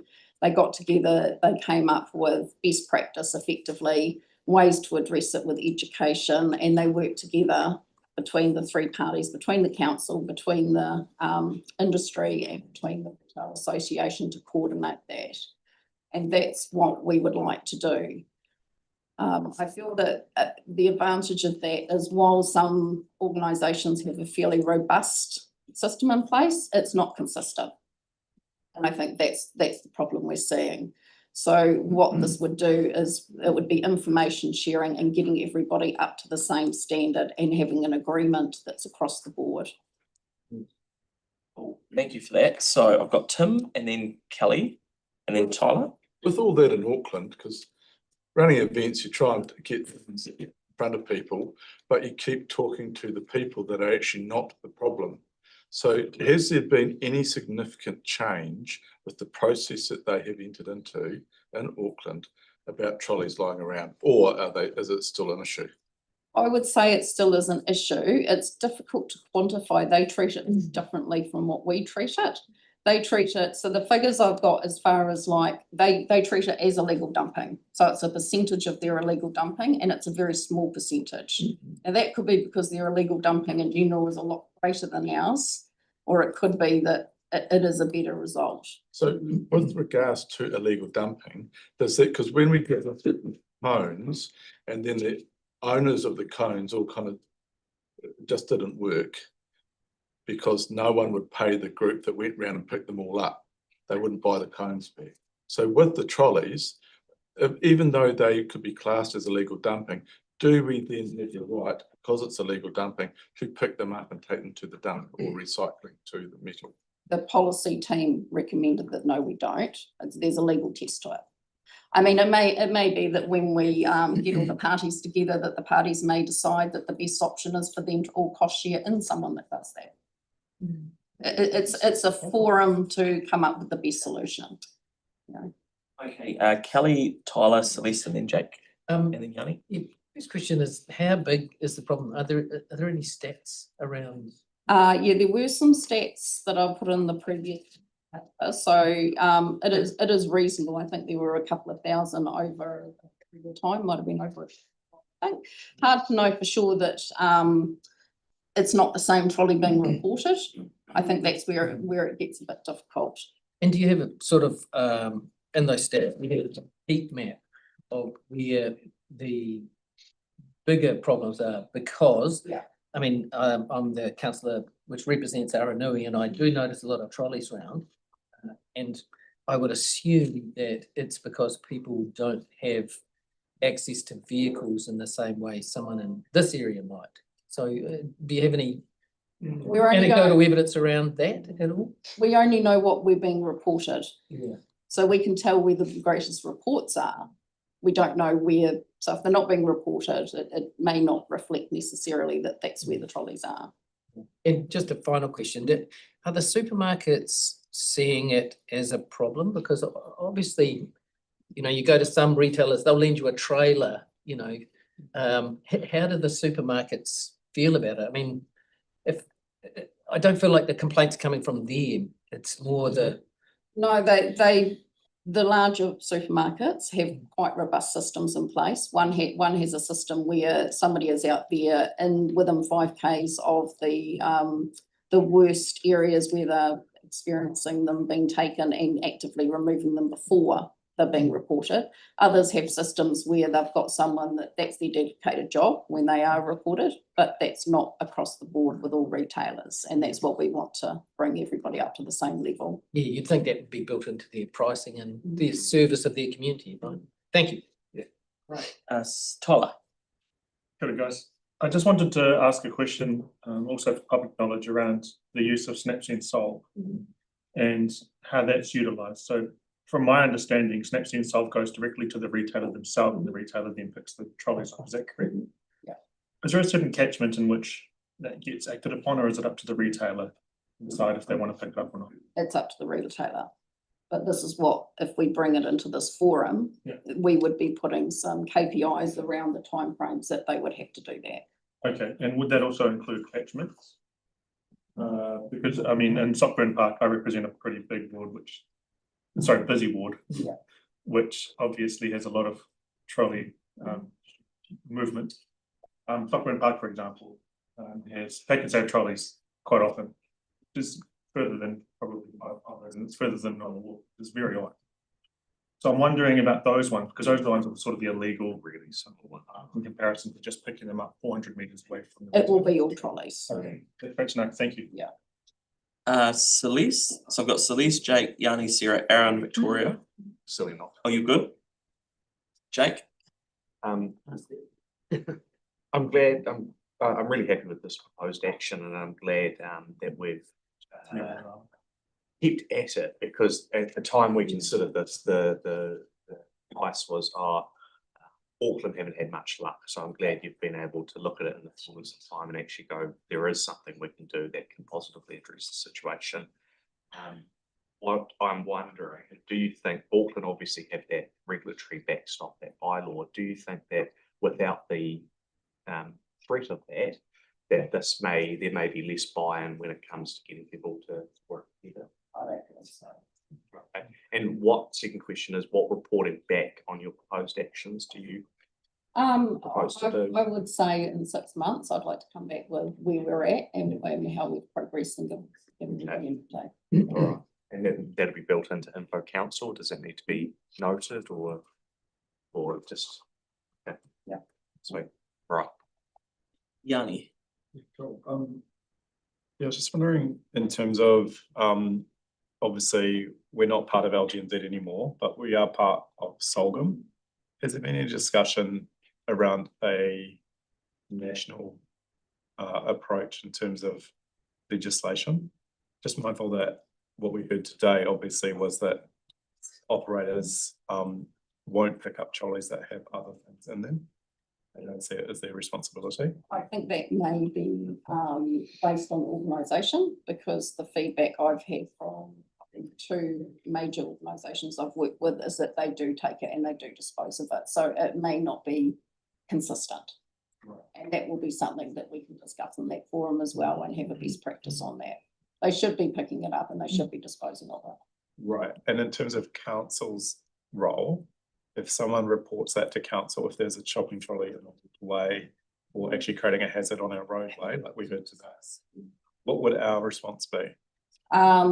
We would be putting, well, it depends. If it's that unsafe, we wouldn't be looking at how we could remove it. But I did notice in the accord that Auckland they had a different response time for ones that were actually unsafe versus ones that were just on the street. So they were still getting them all coordinating it, but they were sort of like 2 days for a normal trolley. It might be 3 hours if it's actually going to be a hazard, and we can have a look at that when we get to that. State of emergency solution. And in terms of just looking forward, so just my understanding from the report is we'll try and work with an accord with operators, owners to start with, but that we also have a waste bylaw review process underway as well. So I was just wondering if you could just advise me of how, if the voluntary stuff doesn't work, or at what stage we could look at more regulations if that was the approach that we wanted to use. We would definitely, if this does not work, we would, that challenge option. Yeah, and in terms of the social impact, there would be nothing that would prevent us from talking to Kainga or OCHT, for example, around the impact that they might play in terms of addressing this issue. Like they could be part of the solution as well. Yeah, you mean like from an education perspective or? A combination of people that if there is a prevalence, for shopping trolleys to appear in those areas, maybe there's an issue in terms of people getting their groceries back, and therefore maybe there's a way in which those groups can be, those organisations can play a role in terms of both reporting, collecting, and actually ensuring that people have the ability to get groceries home if the reason that they're taking the trolley is because they don't have any other option. Okay, Sarah. Thanks so much. Councillor Barber's point, acknowledging that we only know what's reported, and I'm assuming that in an area like this, if a trolley got left, to be reported pretty quickly. Is there a heat map, and can we see a heat map? So when I got called by the guy yesterday, one of the things he thought that was a key issue with that lack of alternative transport by way of the bus network, and he said, I think if you do a heat map, you'll find that the key areas are away from bus routes because people don't have that other way of transporting to shops and things. Trolley for backers. No, it's just that they don't, So, yeah, can we get a heat map? I can see if I can do that. The information's not held in council, it's part of Snapseed and Solve. Yeah. Because it goes directly to them, Yeah, but we have dug out some information, so I'll see if we can get that. Yeah. That'd be great, thank you. Aaron, and then Victoria, and then I think we keep moving. Yeah, so in the options we'll get coming back, will potentially be that you can't take, can we have it that you can't take a trolley from a premises, that once you can't leave the car park. So without using a locking system, it's a sort of thing in there that you're just not allowed to, just like you can't take books out the library without having permission to take the book out the library. I can't just go load my arms and go. I think the difficulty with that would be unless you put a security team around the perimeter of the car park, it's not realistic. Right, so just signage in that, because like you can have signs in a store like don't steal our stuff. Yeah. Most people abide by that. But I think education and signage is definitely part of this process, and that's what Auckland had in there. It's definitely part of it.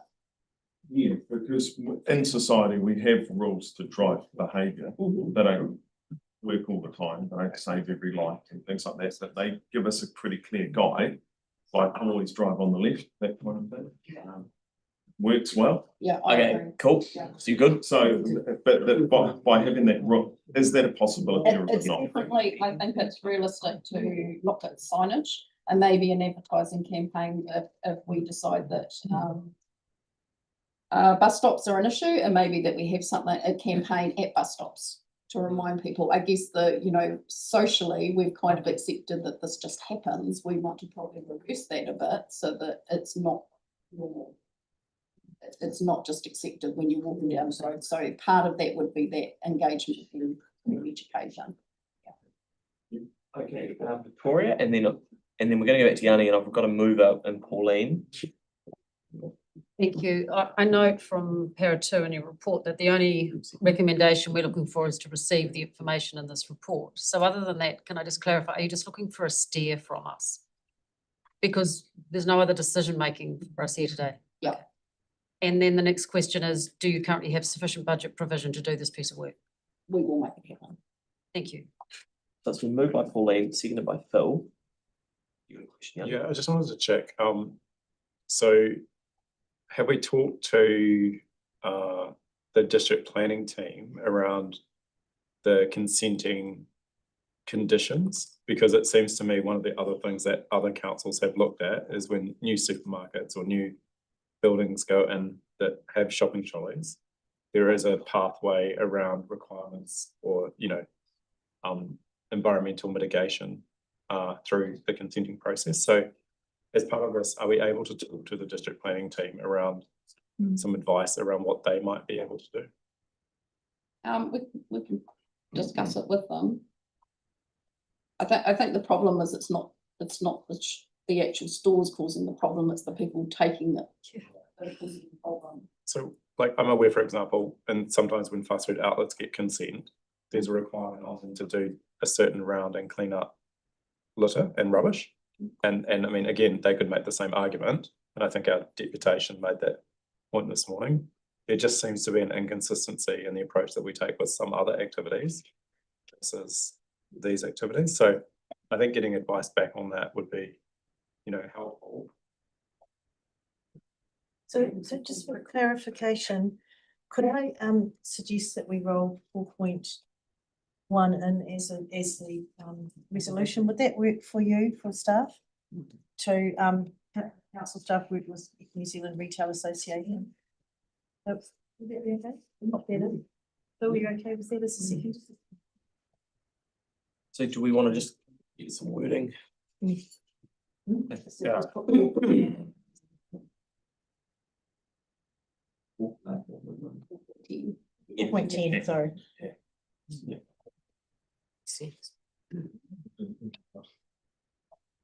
Yeah. Did you wait for it? Yeah.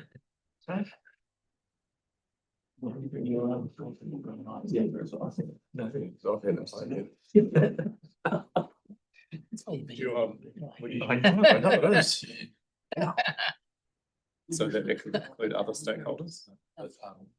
Just maybe. Oh, I mean, that's pretty specific with the local retailers, but in terms of the social. Moving the trolleys, that's upsetting them. Yeah, you see that other quick. They're all. only a Christchurch, county says them. So Yanni? Stakeholders. Do you want to just have stakeholders in there? Because there might be. Tanya. Staff know what they're doing. You got Some ideas. Yeah, that'd be great. Thank you. Okay, all right, so let's keep it together. We'll do the formatting, mate. Yep, so you were happy. So can everyone just, if we just have a Guys. please? So. Sorry, mate. So. It's riveting. First, so there's an additional point there that notes the council staff will work with. So that's been moved by the deputy mayor and seconded by the mayor. Is there any discussion on this? Let's get on with it. Yanni? Thank you. Yeah, I appreciate the work that staff have done on this issue. It did actually start in 2021 when I did a notice motion to the local community board to get a greater response to the issue of shopping trolleys. In my time, both on the community board and on the council, the problem has been getting worse, not better. And we've got an advent of new technology. Obviously, Snaps and Solve is an ability for people to take photos and report it. And it would be really good to get some better data. But one of the things that falls down is the response times. And as has been said, some operators are really good and other operators seem to take a long time. Personally, I've logged numerous complaints for the same shopping trolley over a matter of weeks, which the local Papanui Central and a community board will be well aware of. The frustration of getting one single shopping trolley picked up took hours and hours of my time. So I don't think it's fair that the burden falls on the community to manage this issue. I think the people that own the shopping trolleys and the people that use the shopping trolleys have to take more of the responsibility of ensuring that they are not just left abandoned to create all sorts of issues in our waterways, on our footpaths, etc. I'm heartened by the fact that staff have said that if we approve number 2, which is to work through the MOU process, that we still have the backstop of the waste minimisation bylaw, which will be reviewed in 2026. So the timing works well. We can work through this voluntary accord, try and get some good outcomes in the meantime. But if we do need a regulatory backstop, then we still have that ability. But someone asked about the numbers. It's about 6,500 shopping trolleys report. So it is a massive issue in our community. It's not something that I think we should just do nothing on. We need to do more. I think you've seen the frustration of some local residents or a local resident this morning, where they would like to see council being more proactive in the space, which this is a start to do. So I support this progress. I think it's good for our community to get more work happening on this issue. Thank you, Yanni. We've got Tim, Kelly, and then Aaron, and then we'll try and move it on. So Tim? Thank you, and thank you to staff. It's a really awkward one and a growing one. It's I think that a really good way forward would be to make sure that when you were discussing with the supermarkets, the idea that they must have identification on the trolleys of their brand, as it is Pegaso, whatever it is. Because I do not believe that our ratepayers in general would want us using their ratepayers' money going around collecting other people's trolleys, who by definition have allowed those individuals to take their property onto the street and do whatever they do with them. So I think it's a great way forward, and thank you very much for the report. Kelly, and then Aaron. Yeah, thank you. This is really interesting. You know, no one likes to see trolleys littered around the neighbourhoods and things like that. But I guess the thing I'm most concerned about is those lower socioeconomic people who don't have an ability, they don't own a car, or they don't have an ability to get their groceries home. And it's very easy to say chuck them in a backpack and things like that. But I think it can be incredibly difficult. And I find it strange that in this day and age, that supermarkets wouldn't be working with the communities that they serve to make sure that their customers can get home with their groceries. So if that means the metal trolley gets stopped at the gate of the supermarket, and the supermarket maybe funds some kind of plastic trolley or whatever so that people can get their groceries home, I think that would be a really simple solution. I agree with Councillor Scandrett about the branding of trolleys. I Snapsen solve more than my fair share, and I find sometimes that I don't, there's no branding, or it's not clear enough and whose trolley it is. At the end of the day, those retailers, if they're $700 and that's what they cost, that's a lot of money to have floating out there. So they should be taking responsibility to serve their community and make sure that their community is also kept tidy, but while at the same time protecting the most vulnerable people in our society who do have an issue with getting their groceries home. So yeah, I'm glad this piece of work is happening, and I look forward to seeing what solutions we come up with. Thank you, Kelly. Aaron?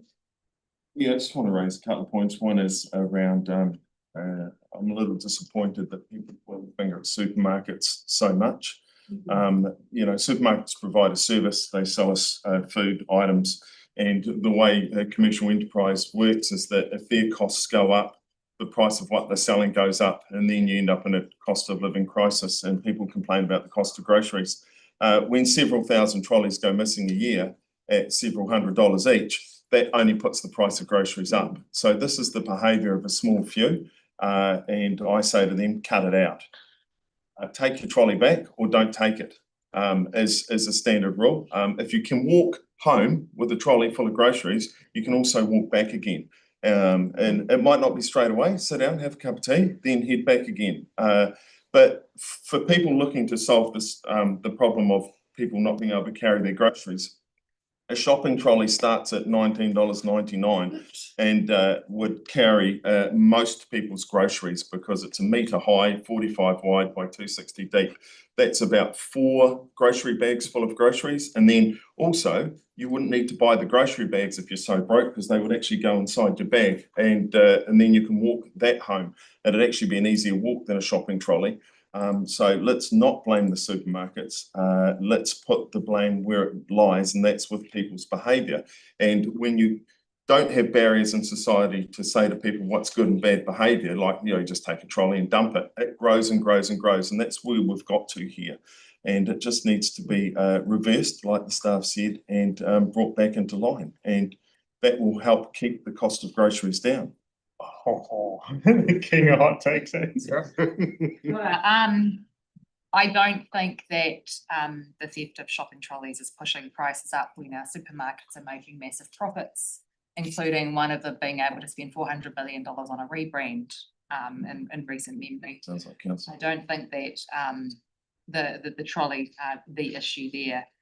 I'm also really concerned that we would look to punish the poor instead of working collaboratively to find a solution with the supermarkets and with potentially OCHT and Kāinga Ora and other agencies to make sure that we are looking after our most vulnerable in society. Just because you haven't lived in someone else's shoes doesn't mean that they're as capable, fit and athletic as you might be, and able to carry their groceries a long way. Many, for example, the pack and save and sock burn sort of issue, you know, pack and save for many people is the cheapest place to go. They might part a closer supermarket to get groceries from further away because they can't afford to go to their local one. It's a long way to take a trolley back. Yes, people should be registered for trolleys. No, I'm not condoning theft, as some have accused me of online. But we do need to work collaboratively to find solutions instead of punishing the poor. Thank you. Yeah. Great. So we're gonna keep going, are we? On shopping trolleys and finance. Save it, Close it down. Close it down. No, I would like to. Like to. Only 10 seconds. Okay, cool. Celeste and then Andre. I'm not gonna. Guys, a colleague is going to talk. Yep. I'll keep it short. Thank you for your work on this. And I also want to acknowledge Yanni, who I think has been the squeaky wheel, no pun intended. And getting it to this point, I think actually an MOU with the Retailers Association seems like a pragmatic step forward, and it kind of makes sense. It'd be good to look at some of the other issues around how some of those supermarkets are managed. I don't have a problem with calling out bad business practice, so I think it's good to actually work collaboratively with them and actually hold them to account when they're not doing their job in terms of managing the stuff. So, but yeah, I just want to acknowledge Yanni for his work. Well done. Okay, Andre, and then we're gonna. Yeah, no, I was pointing out, I don't think this is a good use of time and resources, and I won't be supporting this. I don't think we should be persisting. If you're getting really upset by trolleys in the community and you happen to be going to walk to the shops, wheel it back. They're fun to ride. You push them. You get to stand up and get a few seconds of airtime. But wheel it back. I totally respect the work Yanni's done, but like 3 hours to get one trolley removed, wheel it back. I just don't know why we're debating this. It's going to come to us in a few months. We're going to spend another half an hour on this. So no, I don't support us spending more. We're going to spend another half an hour. Let's stop. So I won't be supporting this. So it won't be coming back to us. We won't be spending even more time on it in future. So that's what I'm arguing here today. Okay, so that motion has been moved and seconded. I do not want to hear about this again. Well, you will. You will. No, you're supporting it coming back. Receiving report, you will need provision. Should have taken 2 minutes. Good work though, Tam. And let's put that to the vote. All in favour? Aye. Against? No. So Andre and Melanie. Got an ally. That's carried. Hey, we're gonna move from. Thank you. We're gonna move from shopping. Guys, can we keep moving, please? We're doing so well. We're moving from shopping trolleys to the mayor's report. So thanks. Thank you, Sam. Because I'm in the I know. This is what I did in my holiday. Okay, can we just keep going? Because we've digitally enhanced. No, we won't. Okay, here we are. No, you've all read it, but a few highlights through here. And I had nothing to do. I didn't pay Paddy Gow this morning to say that Christchurch was the best place in New Zealand by far, but we all knew it. And thanks for one of the other things you'll see there, I went to the airport for the Cairns flight that's now started up, and also the 60 years of Qantas Jet's operations into Christchurch. But also yesterday, or earlier, late last week, was they're now starting up jet services between Hamilton and Christchurch. So it's more backs and forths, all good stuff. Went to the marathon, 6,000 people, the biggest one yet. It was all within the central city. It was excellent. The Graduation Street Parade, a couple of years back, the Vice-Chancellor wanted to bring the celebration into the city. Absolutely outstanding. It hasn't rained ever since every day, so that's real good. What else did I do? I went to the Theatre Royal, and this was actually quite moving. It was interesting. There was an opening night of a play or production called Come From Away. Oh, yeah. And there's the mayor of Gander, now a lot of people won't know this, Gander is a place that after the 9/11 terrorist attacks, 38 planes landed in his little airport. and 7,000 passengers dropped off out of the planes within 3 hours of, and it was all the mayhem, or not, how the community got round and worked. It was great. And it was really good to talk to the mayor because he was Johnny on the spot. And then, as Pauline said, she met the Vice Governor of Inner Mongolia, and thank you so much for doing the Anzac Day commemoration. Oh, you're welcome. It was a privilege. So I've heard a lot of good things about that. So it's been a great month. Thank you. Awesome. So you'll move that. Oh, yeah. And Pauline, because you're in it so much as well. Second it. Just because I'm in it, yeah. Yeah. So put that to the vote. All in favour? Aye. Against, that's carried. Thank you very much, Phil. Right, let's go to some, is Lynette here? Yes. Right. Walk in the building, I don't think she is. Okay. Just trying to escape. I can do it. So we're going to go to item 15. Thanks, sir. Yep, St. Asaph. Does anyone want to move this? Jake will move it, Mel will second it. Are there any questions? Yes, there is. Yep, Yanni, and is there anything you want us? Well, as a brief introduction, I'll keep it really brief, Chair. The change to this intersection, it is the creation of a, it's the creation of a staggered pedestrian crossing has come about because of a couple of tickets that have been received, one from Blind and Low Vision New Zealand. There's a person that's struggling to use that intersection, also from a local business that wanted a right turn arrow. And there was a deputation at the local board from a student. Student from a student that they've struggled to get across this road. We are doing a cabling upgrade at this intersection, so we're using the opportunity to upgrade this to a staggered crossing. There were some questions asked the other day about that sitting within the broader context of the city. This is has a minor impact on the road network. The team have modelled that. We do balance our projects. Sometimes we have ones that are particularly focused on an issue that someone has at a particular point in the network, so we deal with that on a point basis, and we also have larger projects that look at a network-wide impact. Okay, thank you. So I've got Aaron, then Yanni, then Jake. Yeah, two. And then Phil. Simple questions and vision impaired person. So will the crossing for them be the one that has the vision and sound attached to it? Well, you've done some upgrades to the crossing following discussions with them, haven't you, or some tweaks, so. Yes, so we sat down and had a meeting with Blind and Low Vision, and they suggested some further improvements to the plan, which we've incorporated, but yes, they should be able to hear and. So they can hear the beats and the visual, great. And does it have the countdown? Because it's quite a big road to get across. Can we use that there? We've got it on others. It's a two-stage crossing. It's a two-stage crossing So now, that so you'll doesn't cross to the middle and then, no, so generally the countdown ones are for. Makes sense. And just to double check, because I like all of the thing, but I didn't see there's no speed humps at this intersection. No. Cool. Thank you. There is a local business, Mr. Ray Edwards, who supports it. Supports the design. Yeah, and hopefully there's something saying. Oh, I think you need a trophy for that. Okay, we'll go to Yanni, and then I don't want to jinx this if Aaron and Mel and everyone are agreeing, so we'll move it on from there. So Yanni. Cool, yeah, I think staff, I was just wondering, you said that we're gonna look at reviewing the accessible city plan. I just wonder if we could get a noting provision just with the time frame and the, you know, just highlighting that we will be doing that.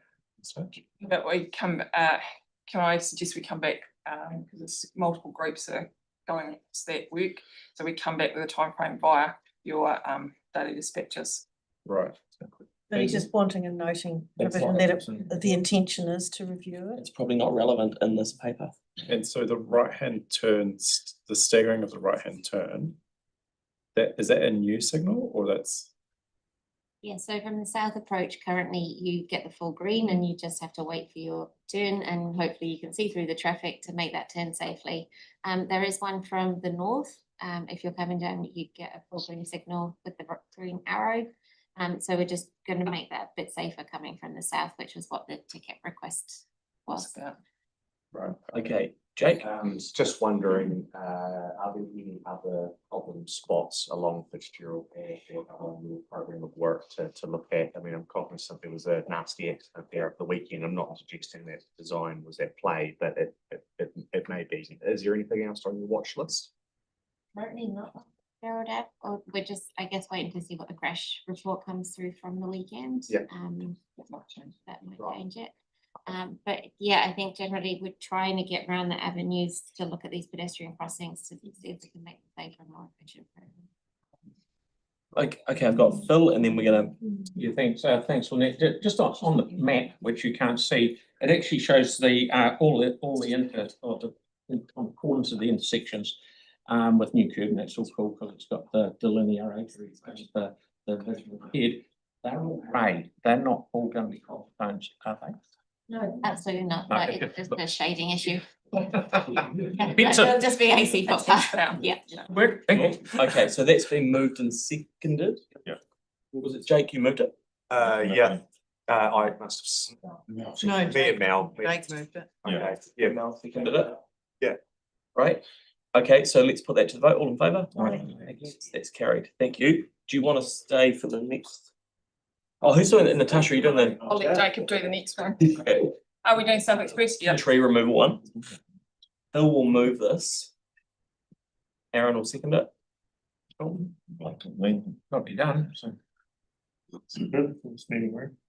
So we'll all have read the report. If there's any brief introduction, feel free, but if not, we'll go into questions. I mean, essentially there are two issues here. One is there are a whole lot of trees that weren't resolved for removal. I think because the design is developed and they're mostly in that drainage ditch along Waterloo Road. And then the other bit is about trying to preserve good trees at the expense of bad trees to the west of Kirk Road. So they're the two issues, and effectively they're all tree related, really. Tyler. Where are they going to go as per the tree planting policy? So our understanding is the ones that are in what's it called, Railway Reserve will go back into Railway Reserve. The ones along Waterloo Road we're looking at, they'll probably go into Kyle Park, we think, if we can't get them onto the street somewhere, but they'll all stay in the ward. Cool. Okay. Would have been better spots in Templeton. That's an old thing. There may be options, but yeah. My question is around that. Also the replacement trees, and if there are opportunities in Templeton to put them, could that be considered? Yeah. So you can just take that away as part of the board. Yeah. Okay, so that's been moved and seconded. All in favour? Aye. Yes, that's carried. Thank you. Thank you all. Lynette, do you want to come and do the transport operations report, and then we'll go into public. Not really. No, you can stay quiet. Nice to see you this morning. So we'll take the report as read, but you touch on the highlights you want to. So I wanted to do a little, a quick intro on this report, as much because there's been quite a lot of activity since this report was written. We talked about some highlights this morning with the capital report, but from a business perspective, with the weather events that we've had, and we had discussion, questions earlier in the morning, I did want to acknowledge the work that the team had done, and with the Three Waters team, so Gavin's team and my team worked really, really hard through those events. And there was a lot of work done. I wanted to highlight the work that is done ahead of those events arriving. The teams get together and work really closely together to ensure that critical infrastructure is cleared and ready for the rains that are coming. And that particularly is the case for outfalls along the beach. Acknowledging that if the tides are wrong, they can silt up pretty quickly, but they do clear them. And a few years ago, we were really seeing some flooding in Sumner Village, and that's not happening. And that's partly because, and it didn't happen in this last big rain, and that's partly because this team get together and work really, really hard to do all that in the front end. That rain also happened in leaf fall season, which made it doubly difficult because there's lots of leaves around blocking all these sumps and gullies. But when we went back and checked, all the sumps were clear, the gullies were clear, the critical ones were ready for the work, and the team worked really hard. I do want to highlight, to remind you, that the road space is part of the storage space when we have heavy rains like that. We would rather see the roads flooded and not great to pass than people's houses. And in the city, I know there was some on the peninsula, but in the city we didn't, to the best of our knowledge, we didn't have anyone flooded in their houses. So between the Three Waters team and the transport team, civil defence, and all the governance staff that helped us through that. I do want to pass on publicly my thanks, and Given on behalf of Given as well. We still have some work to do over in the peninsula. There's a lot of areas that have had slips or washouts, and of course we still have the big slip that's doing or not doing its thing over on Lighthouse Road. And at the moment, people are back in their houses. That slip is being monitored and you can travel across it, but there's still a lot of work going on, and we've still got a lot of work to do. We highlighted this morning that we think the numbers, it's about 12 to 18 million, I think, is where we're sitting with our numbers at the moment. We've still got work to do. We know that. It has been accepted by NZTA as a weather event. It has been logged in their system, so we'll be working with them to make sure we get the funds. When you see a project pop up in your system that says FY25 weather event, that's us trying to isolate the costs of recovery from weather events, so that we can then have those conversations clearly with NZTA, and they know what we're talking about. We know what they're talking about. Now, I know that Andrew Bullock was out on the peninsula with NZTA reps last week, so that's all underway. And the final thing on the weather event is when we get roads flooded like that, we usually close them, and it's not just because we don't want wash and people travelling through it. They don't know what's in there. Often potholes form that are quite serious and severe in those conditions, and it can cause quite significant damage. It's reminding everybody that those potholes will be filled, but when we get the first frost, they'll probably blow. A number of them will blow, and we will go back and fill them. And we will come back in the summer and fix them properly when the road has dried out. So water is a reasonably insidious thing to work with, and it gets into that surface, and when it freezes, it cracks everything and blows the pothole. So people might think that we're not fixing it properly. We're actually doing what we need to do to be cost effective, and we'll come back in the summer and fix it once and for all. There was a couple of other things that I did want to highlight that we've been asked questions of, particularly around programs and the innovation for our asset management. There was a talk recently about new innovations, and we've provided you information before about the laser measured deflectometers, or the LMD, that tells us information about the strength of the road underneath the surface. And we already use that to try and inform our decision making. We're building that knowledge base up so that to inform our programs, to better inform our programs and better inform our case for funding from NZTA. Really, that is a big build for us to the next LTP. So that is us gathering all of this information together. So we've got the current LTP year that we're in, and I know we're currently doing an annual plan. We are shifting and adjusting programs, as we will continue to do into the future, even with all this data. And we will be talking regularly to you all at community board level about those programs. We're due to come back and talk about the street renewal programs with all the boards over the next few months. So that's all happening. But yeah, so that's it for me. There's a lot more information coming, particularly on how we make our decisions around what surfacing to do. Now, surfacing and rehab programs. Cool. Hey, thank you for that. That's great. That's a really good update. So I've got Tyler, then Tyrone, Sarah, Phil, and Kelly, and Celeste and Yanni. G'day, guys. And Mark. Thank you so much for delivering Church Corner and Deans, by the way. They look great, and they're really, really good roads. That's the lady behind me. Thank you. And the contractors were also phenomenal. And the question I've got is around, first of all, fly tipping and waste management, also the sweeping. So from memory, in the first annual plan that I was in, I did want an overview of the circuit that we ran in terms of how we maintain the roads with sweeping, litter, things like that.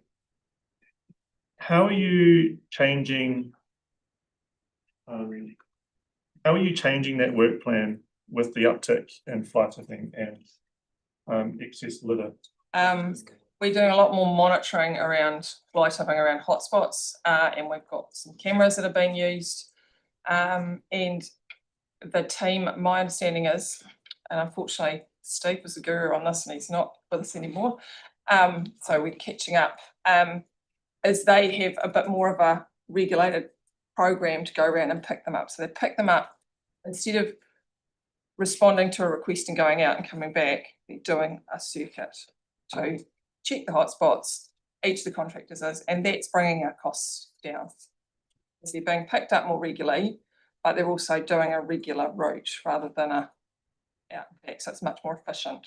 184 million for the Burwood one is massive between 1st July 24 and March 25. Oh, sorry, 1,000. Jeez, I was going to say. Yeah, the 184 million is the big amount. Oh, well, what the heck? Okay, so we. Good to go.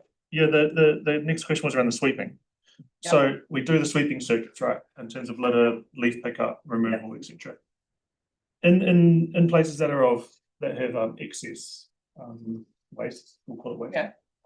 How is that monitored? Because you said last time it was based off reporting, but is there active workers out there looking at the areas by themselves, or is it just based off reporting? Because if we look at that, the underrepresented wards would probably be reporting less in comparison to somewhere around here, which would actually offset the data.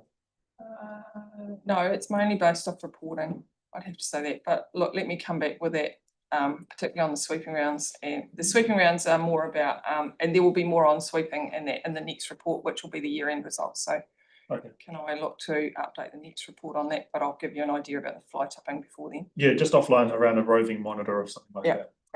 Okay, Tyro. Thank you, Mr. Chair.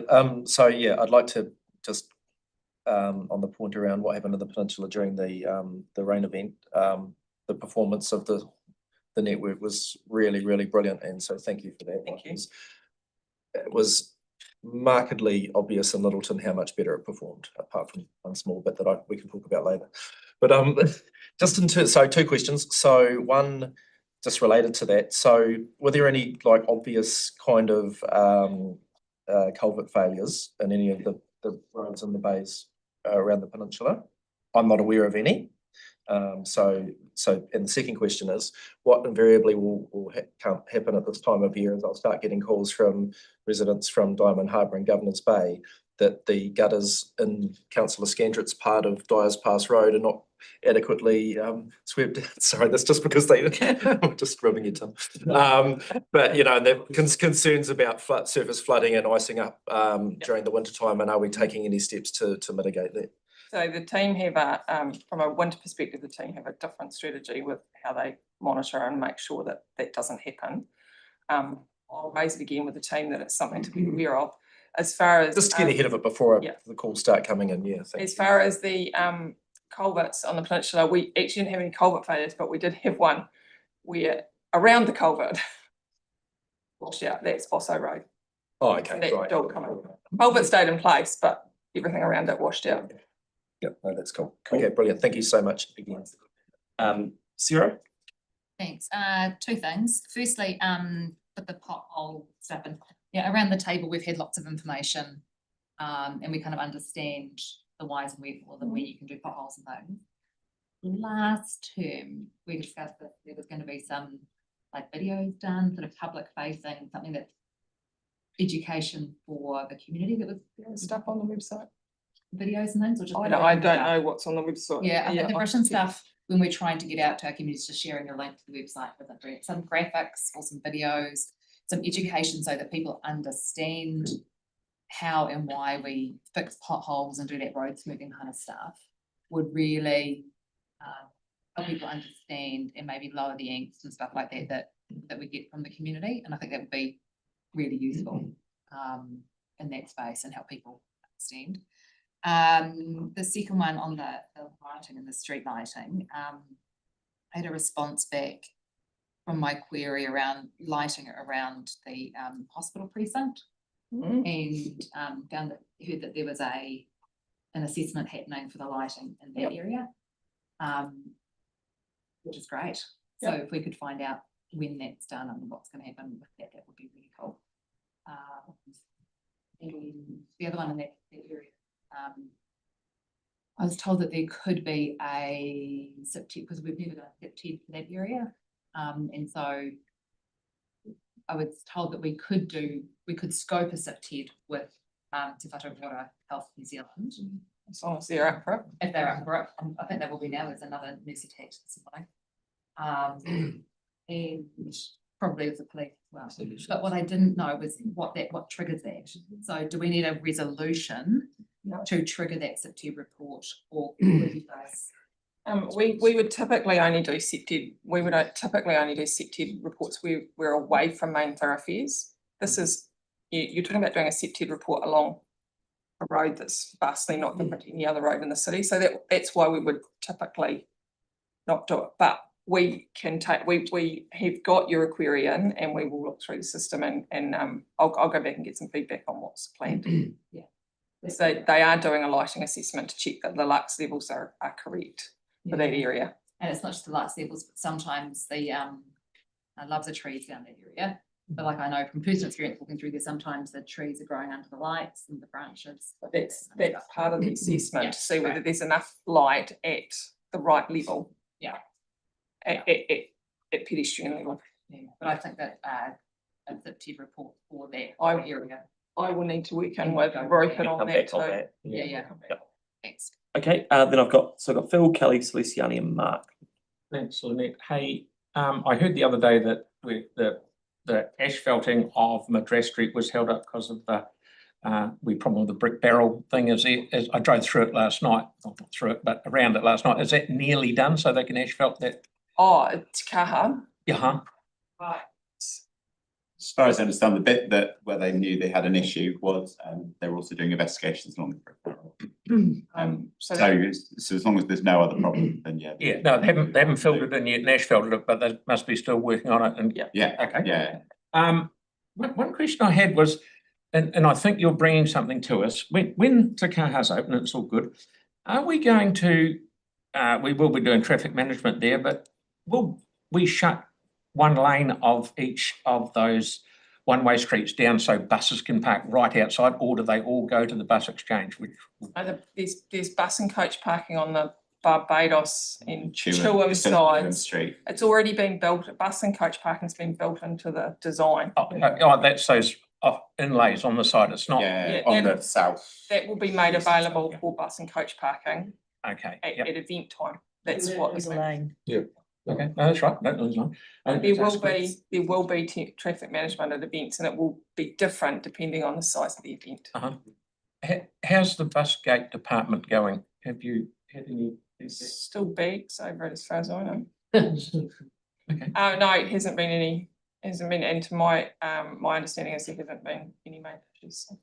Okay, and with the stuff that's out at the moment, for the maybe, and I don't know where it's at, but maybe doing away with the slip lane off Morehouse Ave into Madras Street.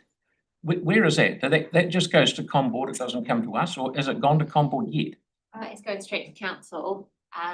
Oh, sorry, it is going straight to council, thank you. Hopefully next month. Hopefully next month. So it's out for consultation still, is it? No, consultation's finished, we're just working through all of the submission, so that's what we do. Straight to council. Excellent.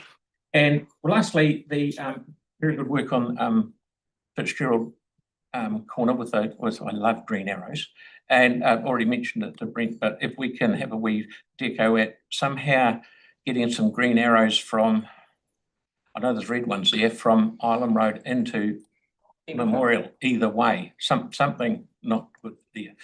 I'm looking to provide you some advice on how we determine whether we can do green arrows or not. So the same question has come up with the upgrade that we're doing on Heaton Innes, Papanui intersection, and those green arrows as well. And these points at which it becomes the intersection actually blows out sometimes with. Okay. Thank you. Cool. That Heaton and this Rutland. Was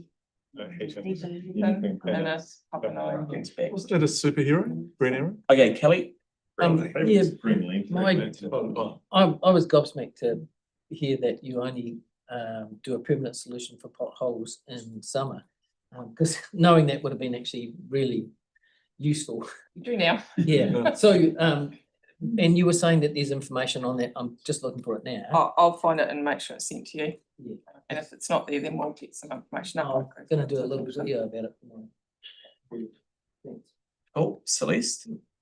Sorry if you've touched on this, but in terms of NZTA and the kind of markings around the flooding, there is often kind of an issue in some of those areas where there's a bit of a crossover, like Pages Road and Anzac Drive, and the same road floods every year. But in terms of comms with NZTA around putting up signage at an appropriate time, have you got any sort of feedback from them about their response? Because often what happens is people think it's council not putting signage up, and that one corner floods every time, and it's quite dangerous. We haven't got feedback from one.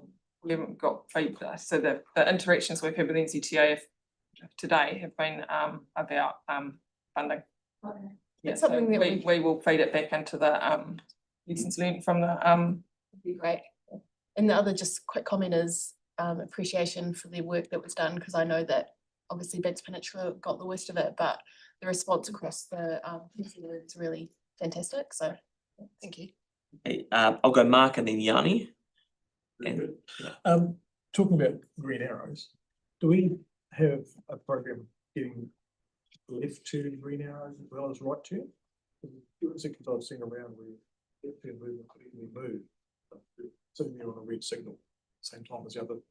I'll look to get that back in as part of the advice. Gemma's listening to me, so she'll help me figure out what to ask the right people about how signals function. Yeah. Then also the footpath program. The briefing coming up. Yeah. Yeah. Get eyes on that. Yep. Yeah, it's coming in the next month. Coming in the next month. One of the, I asked, and I think, still asked around, this program going on Prince Road through to Hawthorne Junction. Yep. And they've been digging up precisely the place we'd like to stick a footpath as a community. Is there any concept and thought that perhaps we could link the transport and the three waters so that when the state trench, they could actually just, stick a footpath there while you're there? And we try really hard to coordinate our works, and it works a lot of the time, and we've got a lot of examples and projects where we are coordinating, and we've talked about them today. We're even trying to coordinate at the moment with other organisations like Orion, so we're doing work with Orion out in the Cocos area to do some intersections. It doesn't always work, and Three Waters work is not always Three Waters work. Sometimes it's developer work as well. So if it's developer work or private development work, it's a lot harder to coordinate. But we do try. But I'll take that as a site and make a note of it. Thank you. So Tyler's got a really small question, then I'm going to finish with Yanni. It's in reference to the customer experience, particularly when works are unfinished. So Dean's Ave, for example, when there was a flood, there were significant potholes, and my friend put a cone in one of the big potholes. My friend. And so what I'm asking here is I'm asking around the agility for contractors to be able to move proactively or reactively really fast into remediating the works that are of importance. How does that work? Because what happens essentially is I go to CCC and they said that they're going to contact the contractor. Is that the case? Yep. And if you SnapSend solve it as a health and safety issue, like so I've done it myself. There was a pothole. It was causing the cars to swerve into the cycle lane. I put it through as a health and safety issue. Yeah. I said, this is a health and safety issue. There could be an accident. They were out within 2 hours. That's correct. No, so there are levels of service that require that. Yeah. So basically put them all down as health and safety issues. Yeah, that's it. They will go out and check, and if it isn't, they will go away and do another one that is. So they do try and triage it, but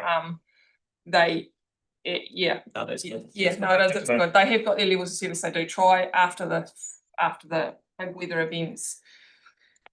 It tends to be a bit of a they do a bit of a trawl around the city, so it can take a bit longer. So what's faster, SnapSend solve or CCC? Doesn't matter. Call centre goes direct to contractor, and SnapSend solve goes direct to contractor. Okay, so Yanni, and then we're going to move on. Was wondering if we could get some advice or update on the use of glyphosate in terms of the maintenance. Oh, it's been a while since I've had that question. I can't provide you anything for you. Oh, I mean, not now, but I just wondered if we could just get some information about. I'll probably struggle with that for a wee while because the staff member It's okay. Just retired, so we'll come back, Yeah, that's but okay. it might be a couple of months. Yeah, that's fine. And just wanted to check, so the IT stuff was really good that we got at the Innovation Expo. And I know staff have identified top, I don't know, 10 roads for rehabilitation. And it just, I mean, it's just a coincidence that the councillor from Linwood was there and the map they had was of the Linwood area. Yeah. So I got to see where the red was in my ward. And so, like, I know there's a lot more work that needs to happen around some of those assessments, but actually, if we know something now, like Ferry Road was the one that stood out to me, is there a way that we can just get some consideration of that sooner rather than later? We can tie it into other projects that we're doing in that space. No, and yes and no is the answer. Sorry. And Ferry Road as an example is there is a portion of Ferry Road, and I know we're doing another project down there, but this would be work that would be done. So the team have looked at it, and they don't believe it's absolutely critical right now, but that it is on the consideration list. It was the highest ranked street. Yeah, I understand that. It's a proportion of a street, not the whole street. It's a section.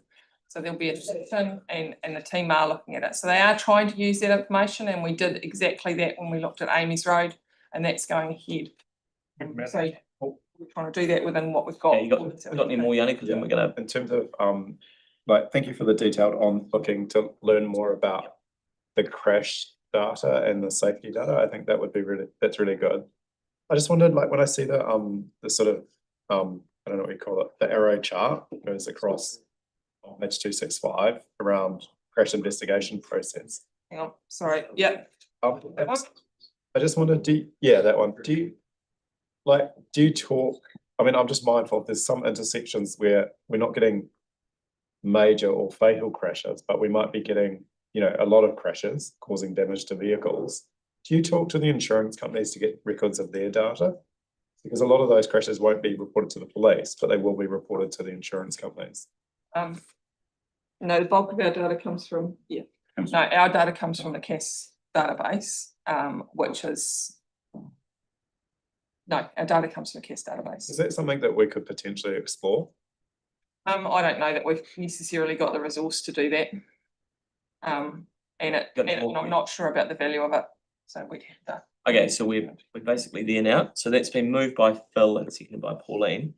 All in favour? Aye. Against, that's carried. Great, thank you very much. So we're going to move into PX, which I'll move.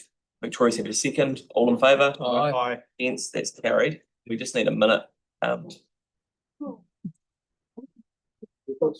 Yeah, I'll make sure. It seems